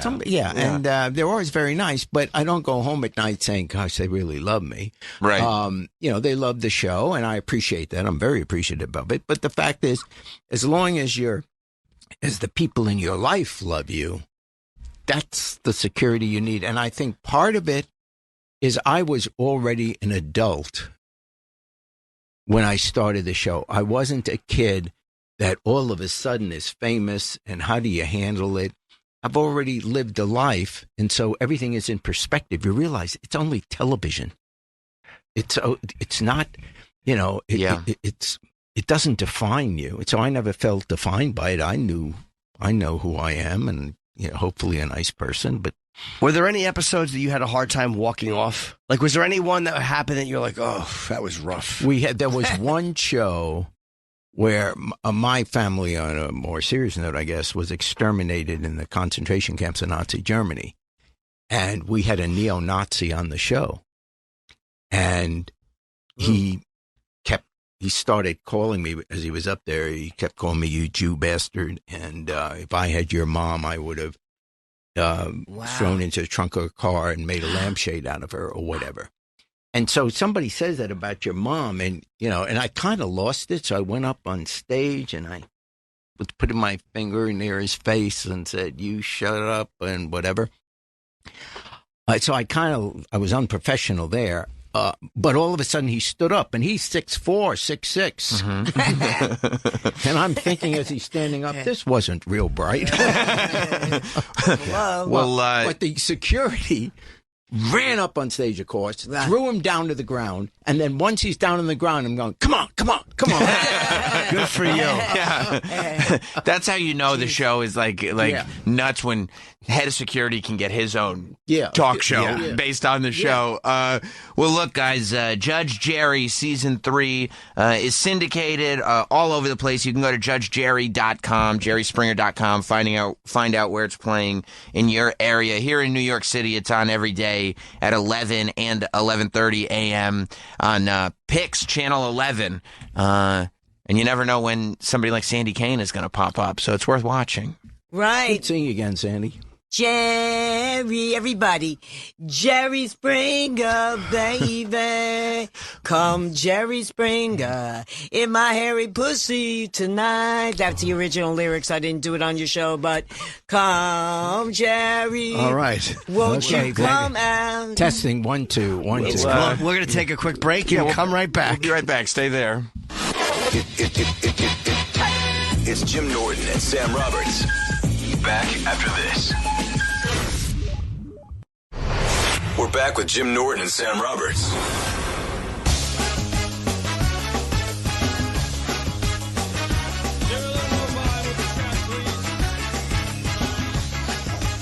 You are? Your thoughts. And it's just exciting to be with celebrities like you guys, and that you make me a celebrity when I'm with you. And then with Jim, hey, I knew you when, man. So yeah, Yeah, you did. baby. Yeah, you and, did. You know, I'm so proud of you, and I'm so proud of you. Thank you very much. Because, We should have come back to a different song, but Austin 316. No, I will survive. You know, I mean that you guys have persevered for, and I Gloria Gaynor version? I haven't gotten your show, and I miss you very much. Why not? Your voices, because my boombox broke. And Travis, we can't get her another boombox? No, man. Yeah, you said you had one. We don't have any more. Oh, Jesus, Travis. Travis, did you pass gas? No. I feel Oh, like it was- Sandy, I'm sorry. With a lady in the room? It was me. It was me. No. So Gloria Gaynor, I didn't know you discovered her. I discovered her, and I'll tell you another story. Wow. So are we on? Yeah, This yeah, of course motherfucker we on? are. It's on. Oh yeah, Gloria Gaynor. Fuck you, bitch. Okay. And I mean, and we're both from Newark. So when I first met her, she said, "Oh, Travis, did you pass gas again? You know what? I did, and now it's just this coming show back around stinks. to Come me. on now." Yeah, come on, guys. He's a stinker. You know, I mean, speaking of Gloria, while we still have a few minutes, it might not be the worst thing in the world to maybe get a version, a live performance. It would be nice. What? What was the story you were going to tell us, though? I want to know who's going to tell us a Oh story. yeah, I can sing "I Love Dick." Don't you have a version of Gloria? I like Gloria. Oh, Gloria. I think that's your Oh, best. Gloria. Well, why don't you, if you guitar, oh, you don't bring your guitar today. No. Oh. If you well, put- I didn't bring it with. I mean, That's it's fine. hard for me to sing it. I just did it a cappella. When I A cappella. smoked some weed and I sit home, and I'm with my guitar, my baby, I can really play. But well, if you I'm not, put your headphones on, Oh, we could Gloria. play the instrumental. You'd have to put your headphones on. Fuck. Yeah. Great. Yeah. I mean, that No, really but is anyway, this is your bread and butter. You know, she was, when she first met me, oh, you're from Newark, I'm from Newark, and I'm a singer, you're a singer. So anyway, I did discover her at the Wagon Wheel. I called my producer, but it wasn't my producer, but he was a good friend, Jay Ellis. Called him up and said, "You got to come and hear this girl. She's really great." And she was supposed to do one of my songs, original called "I Can't Get You Out of My Mind." And she never did it. I saw her years later after she became a big star. I saw a big afro, and it was her. And Glory remembered me, and she just didn't want to know me at Polygram up there. She had a big deal, and not me. So she didn't looked talk at to me. you? She wouldn't even talk to me. It's like, and it hurt, it hurts with, we talk about being racist against black people. Also in the music business, it was all black and very hard for white people, and still is. And that I mean, was there's just a lot shitty of her. There's a lot of white musicians that are very successful. Nah, but I I think don't know any, but I don't either. You don't know any white musicians? Nah, I don't. I mean, like, yeah. I think Adele is white. Yeah, but Well, I can't stand her. But she's anyway, You don't like Adele? I No, can't her voice stand is not. It's Adele, overrated, right? She's overrated. man. Totally, I think she sucks. Yeah, I agree. No, I think that and Jim once said that to me. He said, "You're so underrated, Sandy." And, That's nice, Jim. This is a very lucky business. Do you want to perform? Yes. I would love to hear you sing Yes. this. Okay, This put is a that- lucky business. And Well, no, we're the Gloria ones who are Gaynor, lucky. If you're listening, Okay. you know where to go. That's right. Back to Newark. The HE double hockey stick. fucking Wow. Newark, man, Why don't you put bitch. those Put the headphones headphones on? on. Let's hear you sing this. Okay. I'd love to Okay, hear let's this. wait until she's got her headphones on. This is Sandy Kane. No, we're gonna do Gloria. Right into the mic, too, Sandy. You got to be into the mic so our crowd can. We can hear you, but we want the audience to hear you. Yeah, you can stand, sit, however you're Whatever more makes you comfortable. better. Okay. Well, since it's down, but You we can- could talk. Oh yeah, it's mobile. Yeah. Travis can help you move it. Travis, get over there. Play the song. Get over there and help her with her move it first microphone. for Come her on. So she can stand up if you want, Sandy. Yeah, stand up, Sandy. You're a mover, and you like to. You want to use that mic? That's Yeah, totally that one's fine. better, a little Yeah, more If sure. you're gonna film it, We use this one. definitely. Oh yeah. It's being Get my filmed. titties in, see. Okay, Yeah. Kyle. Get the titties Kyle, in, you Gloria. get him in, Kyle. Motherfucker. Yeah. And my name in the Florida Project was Gloria. That's right. Wow. Yeah. So Synergy. And let's dedicate this one to Gloria from the Florida Project. Yeah. yes, and Sean Baker. I love I put you guys on the show and everything, my TV show, and You're not allowed to tits, do what that. tits? I love that when you say Yeah. tits, what tits? Yeah. Yeah. And Jim had said this movie's getting Academy Award buzz. That's right. So I put you in that. Okay, Oh, good. Yeah, you can use it. Motherfucker. Yeah, it's no problem. We don't have the rights to. We wouldn't even be able to. We're allowed to. Just go ahead and enjoy. Yeah, fuck it, man. She's whitelisted. Fuck it. All right. My attitude. Good for you. Fuck you. Gloria by Sandy Kane. Here we go. Hey, check me out at Dalton's Bar tomorrow night, Thursday at 10. Okay, we're singing Gloria. Dedicated to Gloria Gaynor. Bitch. Jim and Sam, dedicated to Jim and Sam. Gloria. She is a queen from Astoria. And all the boys love Gloria. 'Cause she's a cocksucking warrior. Hey, fucking Gloria. She's a queen from Queens, Astoria.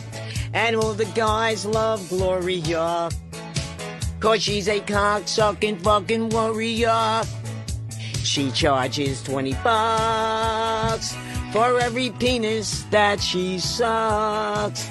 Gloria loves sucking fucking schmucks. Gloria, what's her name? Gloria. Gloria. Gloria. She is the queen from Astoria. And Jim and Sam love Gloria.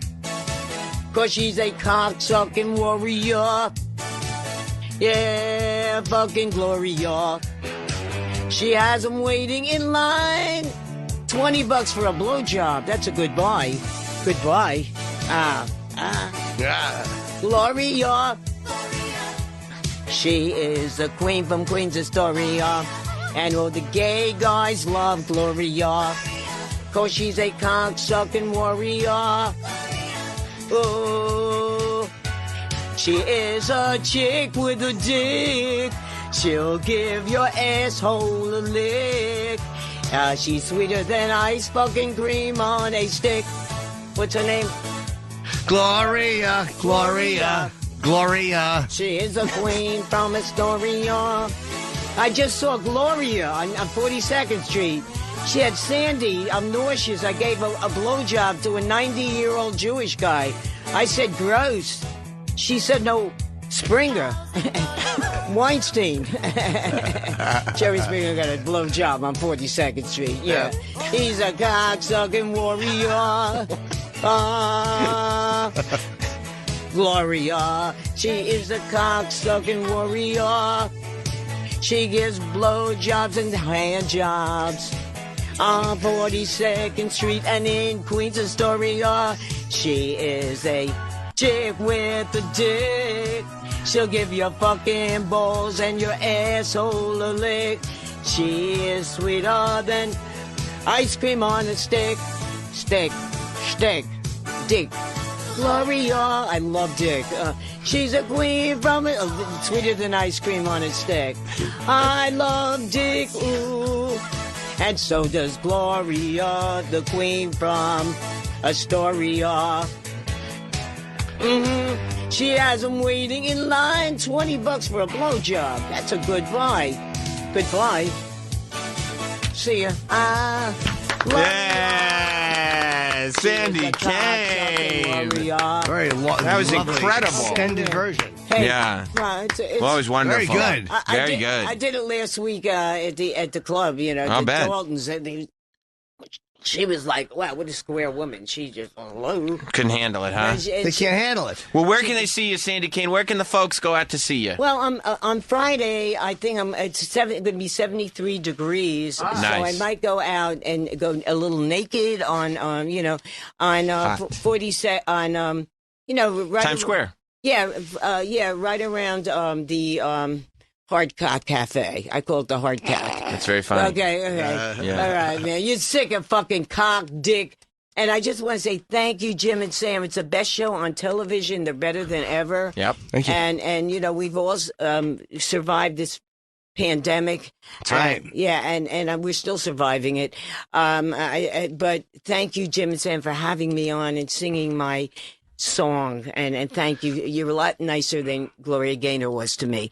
And no, thank you so much, guys. And I know a lot of a lot of comics say the same thing about you because let me tell you, folks, besides being they're great on the radio and live, these guys are nice people. Oh, thank you, Sandy. We love you. Thank you, Sandy. You're the delight best. as always. And thanks to Jerry Springer. It was good seeing Jerry again. Awesome seeing Jerry. Yeah. And we'll. Have you ever met Jerry before? Oh, yeah. Oh, you've yeah. had him on Oh, before. yeah. Yeah. Okay. It was great. Yeah, he was a good man. He paid me. Hey, we'll be back live tomorrow. See you at the Fat Black tonight, 7 p.m. Goodbye. Yes. There is more Jim and Sam after this. More Jim and Sam after